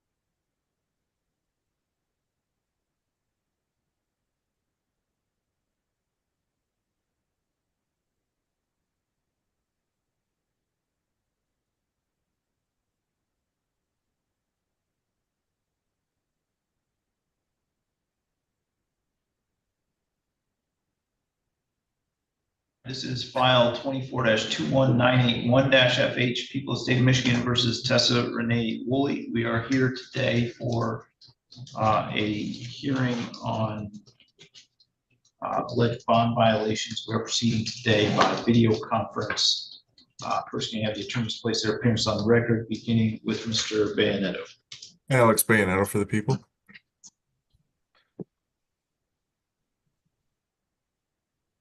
Yeah. Mr. Malero, if you said something I did not hear. Salvatore Malero on behalf of Tessa Woolley. Okay. And where do we stand with Ms. Woolley's case today, Mr. Malero? Your Honor, looking at my notes, Ms. Woolley had entered a plea on the underlying charge. There was a contempt for testing that was adjourned out to the sentencing date. And I recall the court saying if she was clean at that time, and I think that was April 3rd, if she stayed clean, you would dismiss that. But on Mr. Coase filed on March 31st, or I'm sorry, sometime after March 4th, a notice that she tested positive on March 31st and April 4th, which would be consistent, I think, with her continued use. But that was like, so if she had used prior to the April 3rd date when we entered the plea, I don't know if necessary to hold her to a contempt charge on that issue. So I'd ask that we enter a plea of not guilty and perhaps set that out. That said, Judge, I'd ask the court to consider testing Miss Woolley today, and if she is clean, comes back negative, to consider a personal recognizance bond with the testing requirement. She informs me that she had just obtained employment and is hopeful that job is still available if she were to be released today. So that would be our request. She has always appeared in court to my knowledge and has maintained regular contact with me. So I do not believe there's an issue with respect to her appearing in court. It's just a question of maintaining sobriety, at least that, from the allegations that have been made. That is our request. All right, Mr. Bayanetto, anything you would like to say? No, Your Honor, I will defer to the court's discretion in this matter.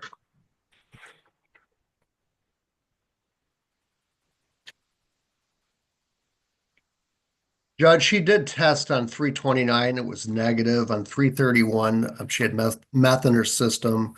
On 4/4, she actually had more meth in her system than the 331 test. She has been showing up for testing. I mean, I wouldn't mind trying with her again.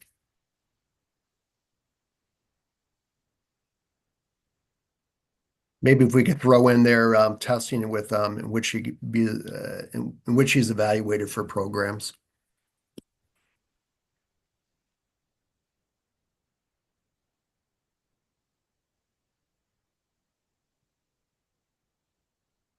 All right.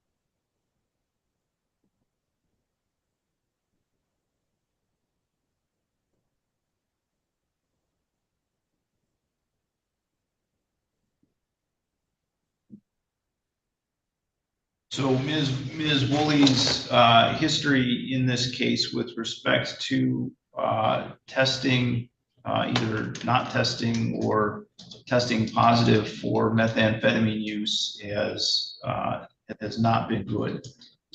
And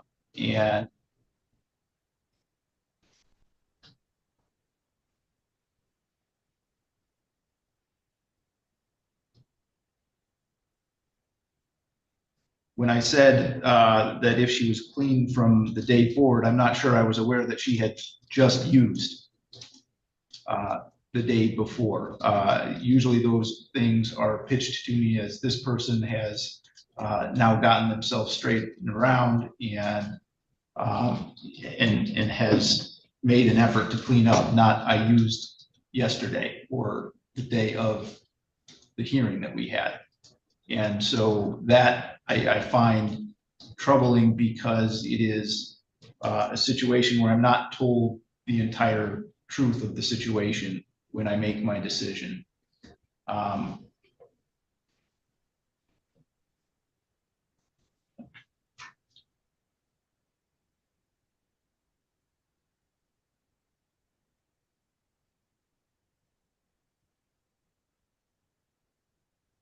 At this point, I will,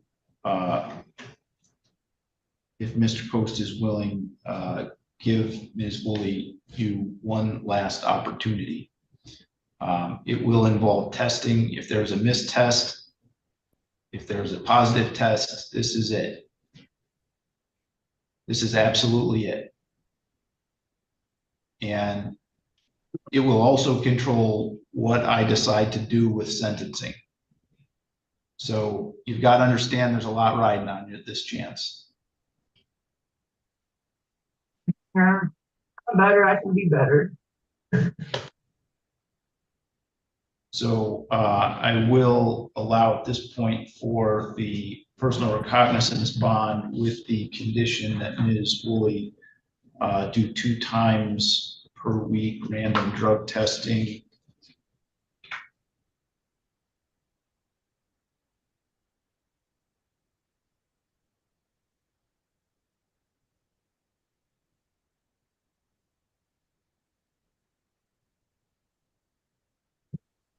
That you not commit any crimes while you are on release, that you not use any alcohol, marijuana, or illegal controlled substances.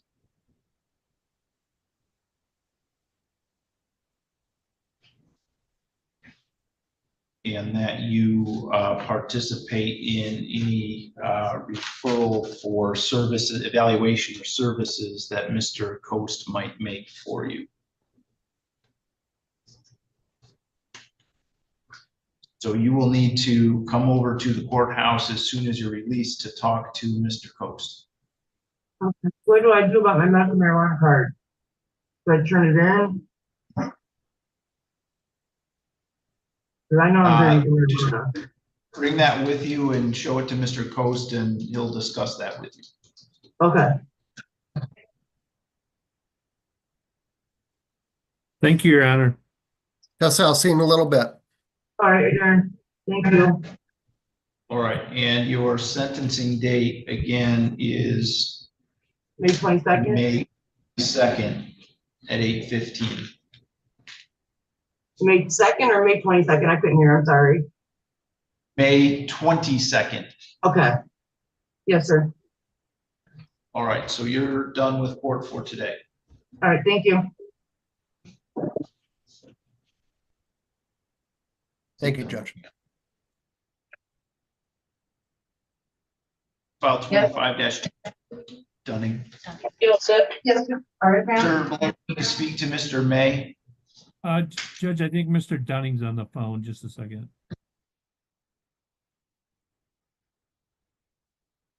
All right, then, Mr. Grable, are you ready to proceed with Mr. Sepulveda? I am, Your Honor. All right. This is file 23-21463-FC.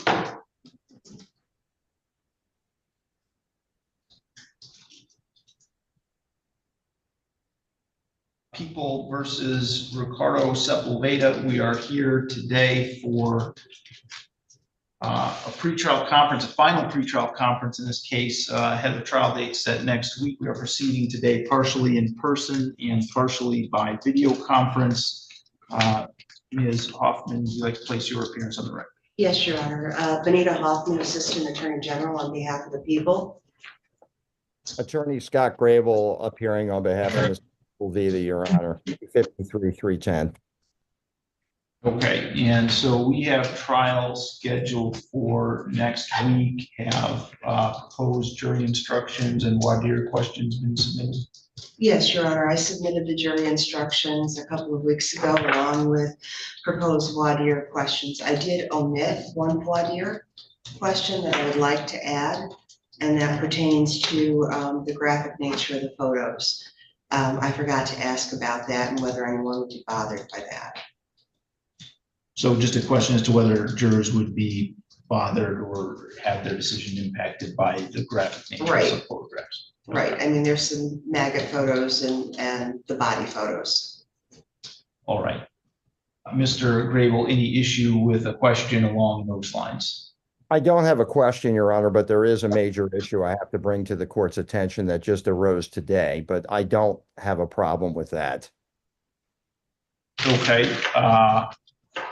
What is that issue then? Your Honor, obviously, Mr. Amadeo has met with Mr. Sepulveda last week. Mr. Sepulveda today brought forth several issues concerning defenses that, frankly, I was unaware were even an issue in the case that he wanted pursued. And at this point, I'm remiss at this point to either ask the court for adjournment, or I may have a conflict in this case at this point because I'm concerned. I thought any unresolved issues were taken care of as far as some of the legal defenses or strategy that he has. Today, he brought forth at least 3 to 4 different things that frankly came as a surprise to me that he wanted to pursue. He was very respectful, so I'm not saying he was difficult. Obviously, he's incarcerated now. He's not going anywhere. I think, frankly, not at least pursuing these issues, which I was unaware of, would deny him his state and federal constitutional rights. I'm concerned about, frankly, a possible ineffective assistance of counsel claim. And I'm either going to ask the court for the adjournment, or I'm going to ask, probably, if the court denies that, I'm going to probably ask to file a motion to withdraw. And it's not something I want to do, but I'm not comfortable, frankly, of a case of this magnitude or any case proceeding forward. Mr. Amadeo, who I did talk to, obviously, before I came today, and I've met with Mr. Sepulveda myself. It's been a while, but I was unaware of any outstanding issues. Then obviously there's a new expert witness on this that the prosecutor that we obviously at least endorsed their credentials. We haven't had the opportunity to seek our own expert because that was filed a couple of weeks ago. It's not something I want to do. Obviously, Mr. Sepulveda isn't out on bond, so it's not like he's doing this as a stall tactic, in my opinion, because he's sitting in jail. But I don't feel comfortable proceeding forward with the several legal issues that Mr. Sepulveda brought to my attention. And if the court wants to query him, obviously, without getting involved on the case, I certainly am not opposed to it. But I told him, and he agrees, I don't think he feels comfortable proceeding forward until these issues, these legal issues, are flushed out. And I apologize, Your Honor. I was completely unaware of it before we came on the record this morning. I wasn't. So it came as a total surprise to me, and I apologize to the court as well as the Attorney General. Ms. Hoffman. Well, Your Honor, a couple of things come to mind. The first of which is that this case has been pending for a couple of years. And as we discussed the other day, this was not new evidence as far as the bug expert goes. And opposing counsel has stipulated to the qualifications and the science behind the entomologist who is going to be testifying. So I don't see where that is a problem and why they would necessarily need an expert witness of their own. And given that they haven't made the motion until just now, I think is problematic. The other issue is I don't know what the other 4 issues that he has to raise are or why they were not raised earlier. I will tell the court that these witnesses that we have called for the court One, they're getting very old. Many of them are retired Michigan State police officers. Second, I have witnesses who are not the most cooperative and who move about quite a bit. As the court knows from having to sign out-of-state witness subpoena documents, we've had to subpoena witnesses from the state of Ohio, which isn't necessarily an ordeal, but Texas and Texas and Louisiana also. The Texas witnesses in particular are germane to the case, and we've made flight arrangements. We're in the process of booking witnesses. So it is a horrible inconvenience. I've spent a considerable amount of time preparing in anticipation of this trial. I simply don't understand why these issues weren't raised earlier. I would like to know what the issues are as well.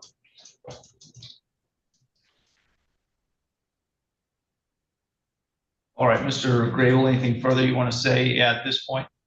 Your Honor, one of the wishes, I can at least disclose one of the issues. One of them would be obviously attorney-client privilege I can't disclose, but one of the issues was he felt the delay, and this came forth today, and I don't know what the legal precedent says on it, that the delay somehow violated his due process because the case is so old that he can't bring forth witnesses that he would have had available at an earlier date.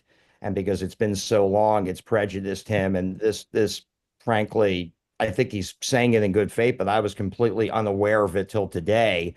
Another issue, which, I wasn't ready to address, was involving some type of expert witness. And at this point, I'm not even sure it's going to be applicable.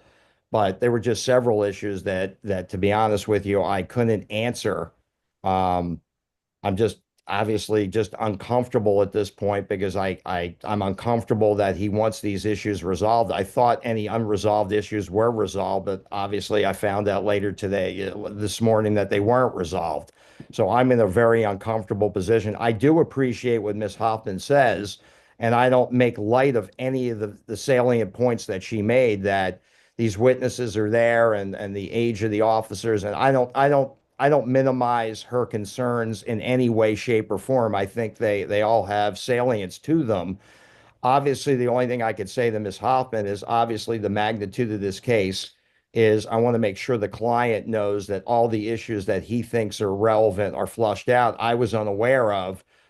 She knows he's not going anywhere. He's sitting in jail, so he certainly doesn't pose a risk to the public or a risk to the community. I think if he was bonded out, I think that might be a different analysis for the court, that this might be considered a stall tactic. But obviously him being locked up, obviously I don't think the court has that concern about safety or the reasons. I just don't feel comfortable proceeding forward. Whether if the court doesn't grant the adjournment, I probably would file a motion forthwith, probably to withdraw, because I'm looking at, frankly, ineffective assistance of counsel claim. And I'm not saying it has merit or not have merit. I don't even know, because I haven't researched these issues that he wanted, to be fair. If I could, you're the court and Ms. Hoffman, I do. Thank you. With respect to the claims, first of all, I don't think you can legitimately claim ineffective assistance of counsel when the defendant just raises the issues at the last minute, and it appears to be an effort to stall trial. With respect to the delay and the violation of his due process rights, the defendant waived his right to a speedy trial. So in terms of the 180-day rule or anything like that, that's not applicable here. The second issue is the constitutional grounds with respect to the length of time that it took to bring the case forward. The defendant would have to present some sort of evidence to show that he's prejudiced in some way. There's an 18-month limitation typically, and at that point, the state has to prove that he is not harmed or prejudiced by the delay. Clearly, we were past 18 months when it took in terms of not charging, but proceeding with the case. But that really only comes into play once the individual has been charged. We didn't sit on our hands on this case. We didn't have a solid lead. We knew that there was some information that the Sepulvedas were involved or may be involved, but we didn't have any physical evidence. We didn't have any confessions, and they had been unable to locate the Sepulvedas to interview them. So I don't think that there's any wrongdoing or malfeasance on the part of the state. And then the other issue is that the the defense has had close to 2 years to bring this issue. I mean, I would have thought that a constitutional issue regarding a speedy trial or any due process issue related to the delay in prosecution would have been raised way back then. But now they're just raising the issue literally 4 days, well, 5 days if you count the weekend, right before trial is supposed to start. Normally when opposing counsel asks to adjourn a trial, they have to show good cause, right? They have to establish that there's some good cause for granting the adjournment. And I think they also have to establish, I don't think just simply raising a new issue at the very end is sufficient. And I don't know the court rule off the top of my head, I'll be honest with you, but I believe it's 6325, is it? 6325, MCR 6325 pertaining to trials and adjournments. They have to establish good cause, and they haven't, I don't think, done that in this case in a way that is not something that could be considered trial strategy. So, you know, it just, I think it screams of unfairness from their standpoint. I think it's an effort to delay the proceedings, to make it harder to find witnesses, and perhaps for Mr. Sepulveda to access whatever contacts he has on the outside of the courthouse to contact those witnesses and potentially scare them off. This is a drug-related crime in which we believe that the victim was killed because of his involvement in the cartel, because Mr. Sepulveda didn't want to pay what he was supposed to do. And all of the witnesses who know firsthand or who are close to Mr. Sepulveda are absolutely terrified to come in and testify. So I'm concerned about the loss of our witnesses because of the passage of time and the inability to locate. There's no good reason why these issues weren't raised previously. Thank you. Judge, the only thing I would say, I would ask Ms. Hoppins, in the last 2 years, does she have any influence that my client has done anything or tried to influence any of her witnesses? Since she mentioned that she's a concern, has that happened in the previous 2 years, that she can name one instance that she thinks there's been some type of witness tampering or intimidation? I guess I take umbrage to that because I'm not aware of anything during the pendency of the case that suggests that at all. So if the court thinks that's a consideration, I would ask her to make an offer of proof if there's something that's happened other than pure conjecture, at least on that facet. Believe me, I'm not happy about asking adjournment. I just don't think there's any merit to that particular aspect of it, respectfully. Well, I would say first that this trial has been scheduled 2 times previously and adjourned 2 times previously. If I recall correctly, I believe that was at the request of defense counsel. With respect to the due process issue, this case obviously is old. It has been adjourned a number of times. Mr. Sepulveda has never asserted his speedy trial rights until today. This is the first time I have heard anything about this. In addition to that, the defense has consented to the numerous adjournments of pretrials in this case. And so I do not perceive there to be a speedy trial due process issue that has any merit at this point. With respect to the expert issue that you raised, Mr. Grable, we resolved that on Monday. The court did find that the expert was relevant. The expert had been previously disclosed to the defense, and the expert was listed on the people's witness list in accordance with the what is required in terms of timeliness.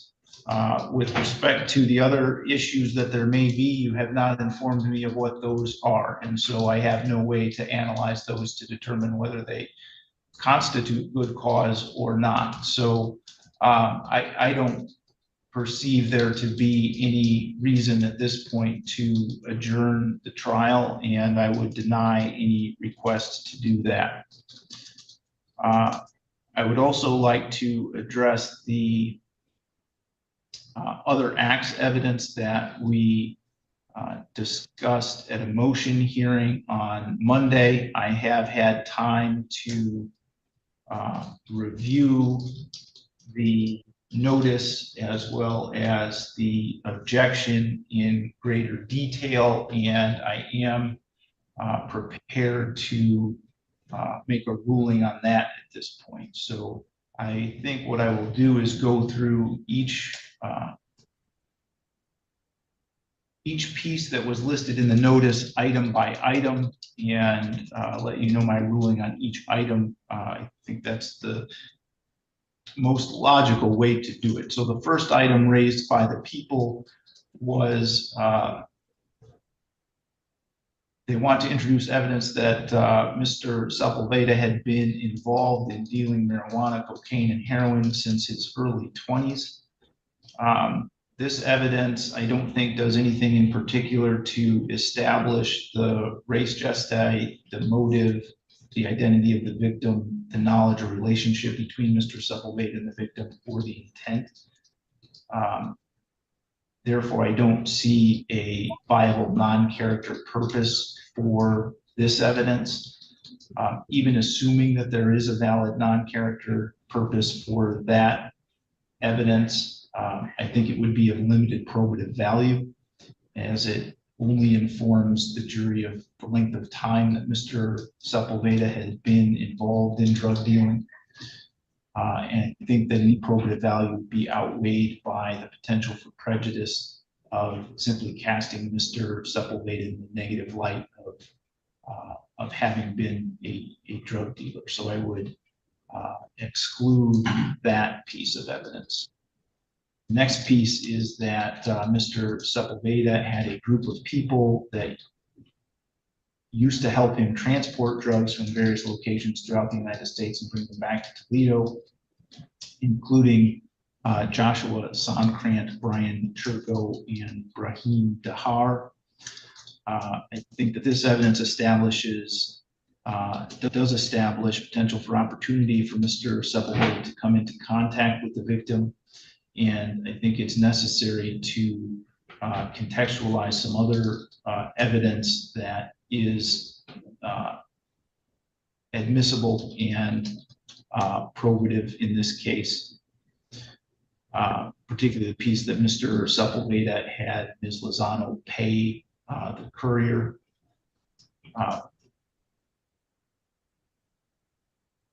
And I think this relates to Mr. Sepulveda's knowledge of the victim and potential motive. So I think there is a valid non-character purpose for that evidence. I also think that the probative value of that evidence with respect to establishing that Mr. Sepulveda had an opportunity to come into contact with the victim in the course of his dealings is high. It's also probative of the fact that Mr. Sepulveda and the victim knew each other, and probative of motive. I think that probative value is not outweighed by the potential for prejudice, and I would find that that piece of evidence is admissible. The next piece is that Mr. Sepulveda and his girlfriend, Laura Lozano, Mr.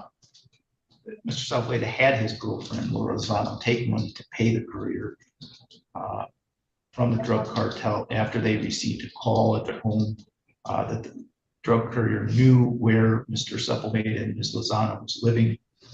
I think this evidence establishes that Mr. Sepulveda and the victim knew each other and had some kind of business or financial dealings related to drugs. In addition to knowledge of the victim, I think that this evidence can be used to establish motive. And I also think that the probative value of this evidence with respect to establishing Mr. Sepulveda and the victim knew each other is high. It's also highly probative of motive. Probative value of this evidence is not outweighed by the potential for prejudicial effect on the jury. And so I would find that that piece of evidence is admissible. The next piece of evidence is that Mr. Sepulveda was arrested in Indiana for trafficking in drugs. This piece of evidence, I don't think does anything particular to establish race, gesti, motive, knowledge, or relationship between Mr. Supplewade and the victim. Therefore, I don't see it as having a valid non-character purpose. Assuming it did have a non-character purpose, I think it has limited probative value. It informs the jury only of the length, only informs the jury that he was arrested in another state for another incident. And I think that any probative value in that piece of evidence would be outweighed by the potential for prejudicial. Next piece of evidence is that Mr. Sepulveda had drug contacts in Toledo, Chicago, Phoenix, McAllen, Texas, and many of the witnesses had been with him during transactions related to drugs or when the drugs had been in Mr. Sepulveda's possession.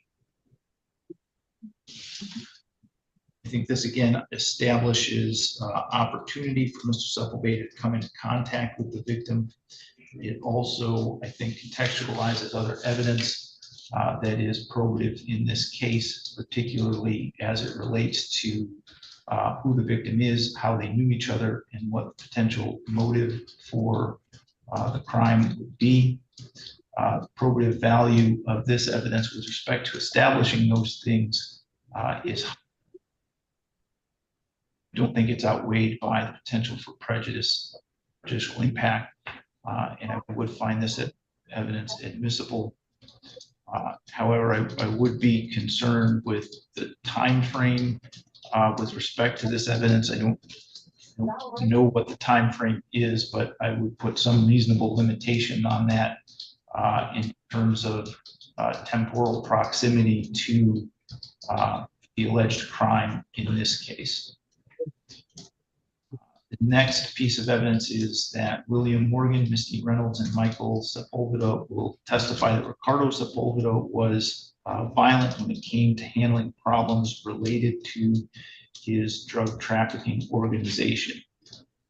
Unless we are talking about specific instances, testimony that he generally uses violence to collect drug debts seems to be character evidence to me under 404A and not other acts evidence under 404B. It does not appear to fall within any of the exceptions to 404A. And it would appear to me that this evidence would be offered simply demonstrate a general propensity for violence and not bear any relation to a disputed fact in this particular case. So I would exclude that evidence. Next piece is that William Morgan testified that Ricardo Sepulveda tried to run over a man with his Jeep because he owed Ricardo money for drugs.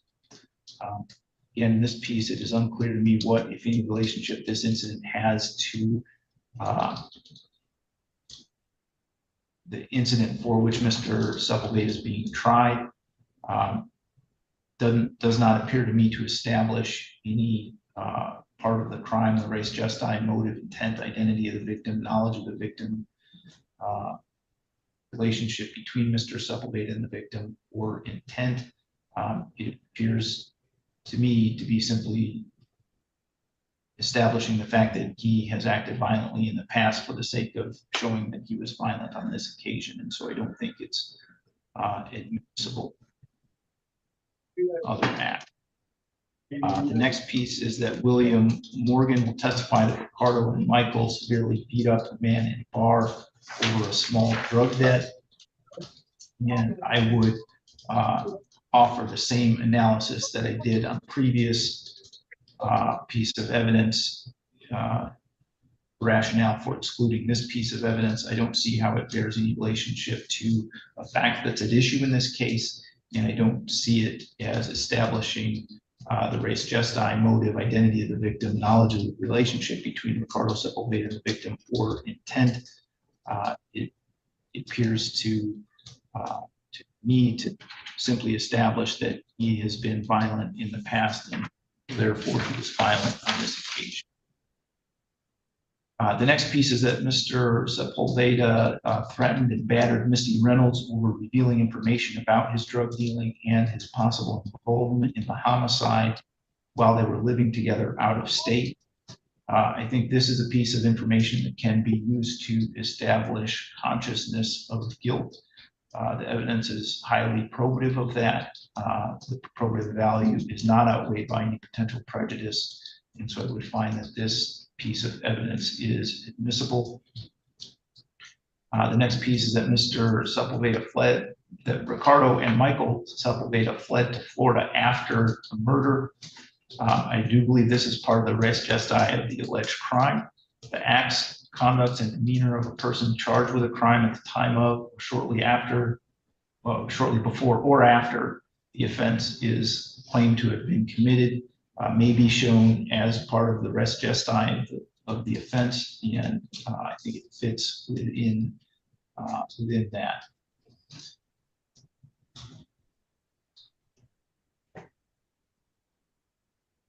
The next piece is that Mr. Sepulveda sold the van that was used in the crime to Joshua Sonkrant.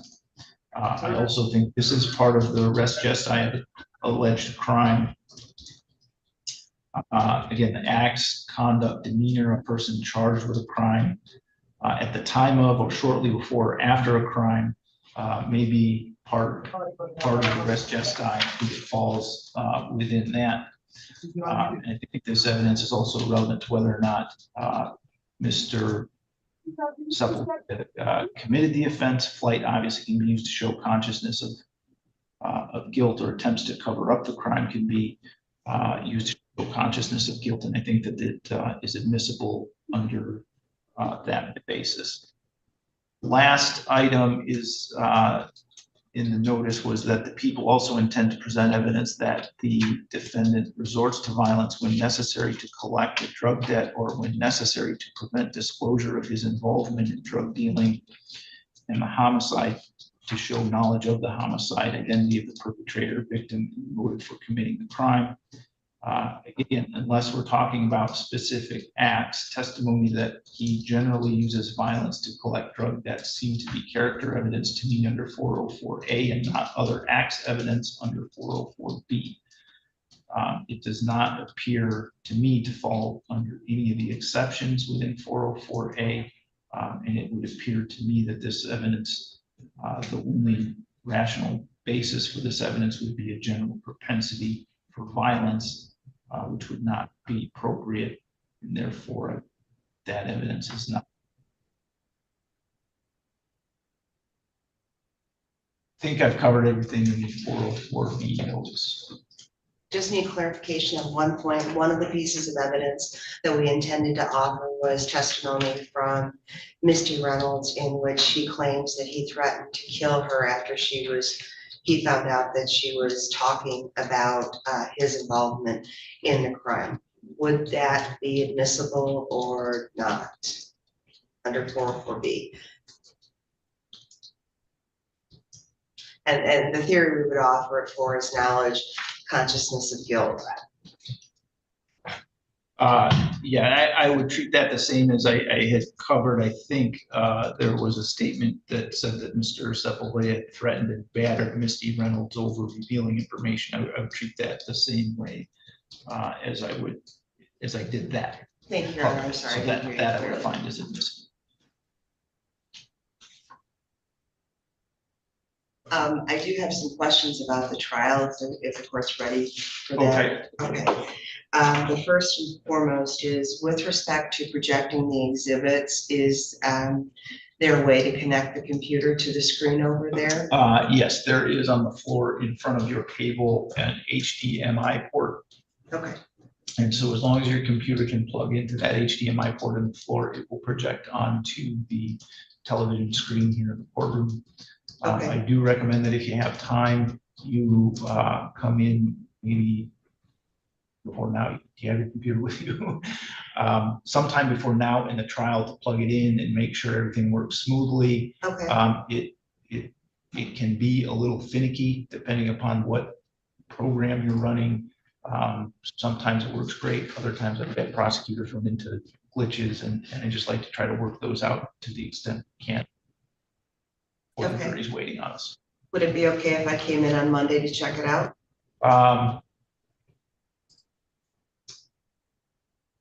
Would depend on the time on Monday. If you could do that between noon and 1:30, that would be Yeah, I could ideal. do that. And I'll make sure that I stay here, somebody's here to let you into the court. Thank you. So then would it be acceptable to put all of the exhibits on a thumb drive and provide it to the court and opposing counsel? They have all the exhibits, but they haven't seen the ones that are specifically delineated for trial yet. Is that going to be acceptable, or do you want physical copies? I think I'm comfortable with a thumb drive, just with the understanding that the actual projection of it is going to have to come. Understood. The next question that I have a few witnesses on my witness list who, after further interviewing, I have determined are going to be cumulative in nature, that they don't have anything specific to add. And that's Detective Sergeant Slick from Michigan State Police. His partner, Detective Sergeant Hugh Welch, will be here. So I don't feel that Detective Sergeant Slick is necessary. Detective Sergeant Barrett, his testimony is also cumulative. Detective Sergeant Krebs was in training at the time, and the officers training her were available to testify, so I don't feel as though she's necessary. And then Detective Sergeant Kyle Hoskins is the person that did the hair analysis in this case, and by way of offer of proof, all she can tell me is that she did a microscopic analysis and that she could identify that the hair came from a Caucasian male, which includes a Caucasian, excuse me, not a male, a Caucasian, which could include a Hispanic or a mixed race person. And she felt like she would be more, that her testimony would not be helpful. I'm inclined to agree with her, given that she can't be more specific than that. I understood her report to say something different, but when I spoke to her, she was much more specific. And then the final one is Fred House. He's 77 years old. He did the urology analysis, and after speaking further with people, the alcohol that would have been in the victim's blood may very well have been the product of decomposition. And so I don't feel as though I need him. I had reached out to opposing counsel about that. I've not heard back. That was to Mr. Amadeo, if I pronounced that correctly. That's correct. Does opposing counsel have any objection to No. that? No, I don't. Okay. So, having said that, Ms. Hoffman, if you could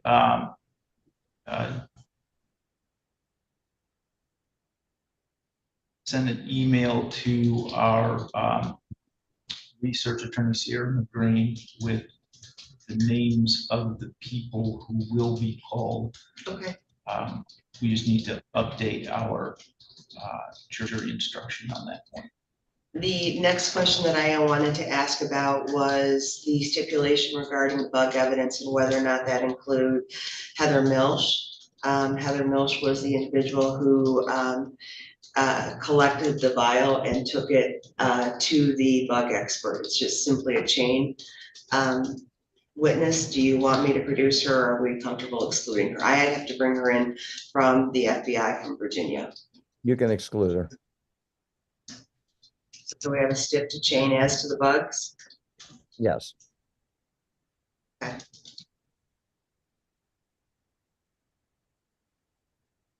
And the final one, I think I will probably get some resistance on. That is a request to add two witnesses, Tommy Thomas and Joshua Sunkron. They're both discussed. The scope of their testimony is heavily discussed in all the discovery. They were left off of my witness list. I would like to add those two.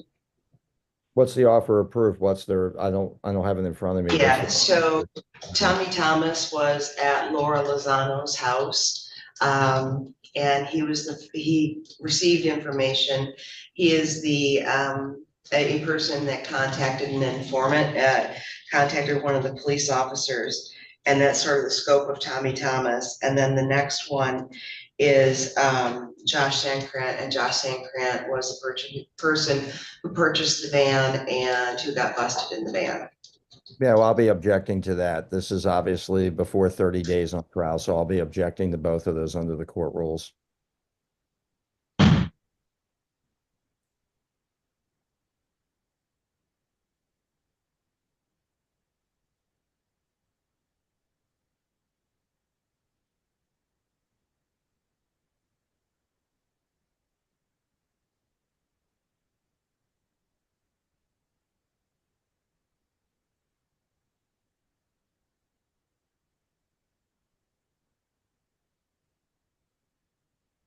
Is there a reason, Ms. Hoffman, they were left off your witness list until now, or what? Your Honor, it was an oversight on my part. As I stand here today, I would simply reserve the right to use those as rebuttal witnesses should it become necessary.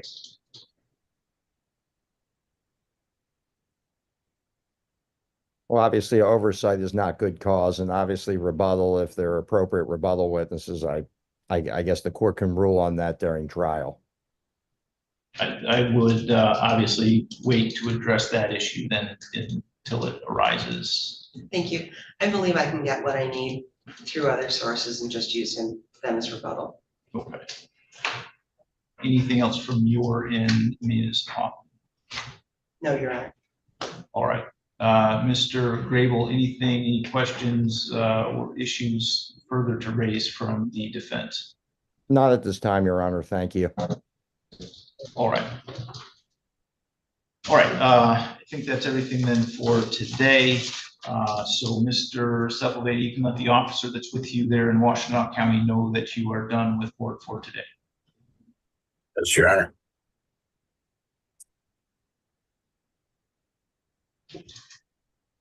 Mr. Grable, I'm open to conversation until the 21st, if that's what you Okay, wish. I appreciate that, Ms. Hoffman. And I know that let me just ask, and I don't want to take up the court's time. What's your direct number? I know Mr. Amadeo is home sick and I don't have it. I apologize. Hey, don't say it right now. Okay, Don't say it right. okay, pardon me then. There's other people. I'm sorry.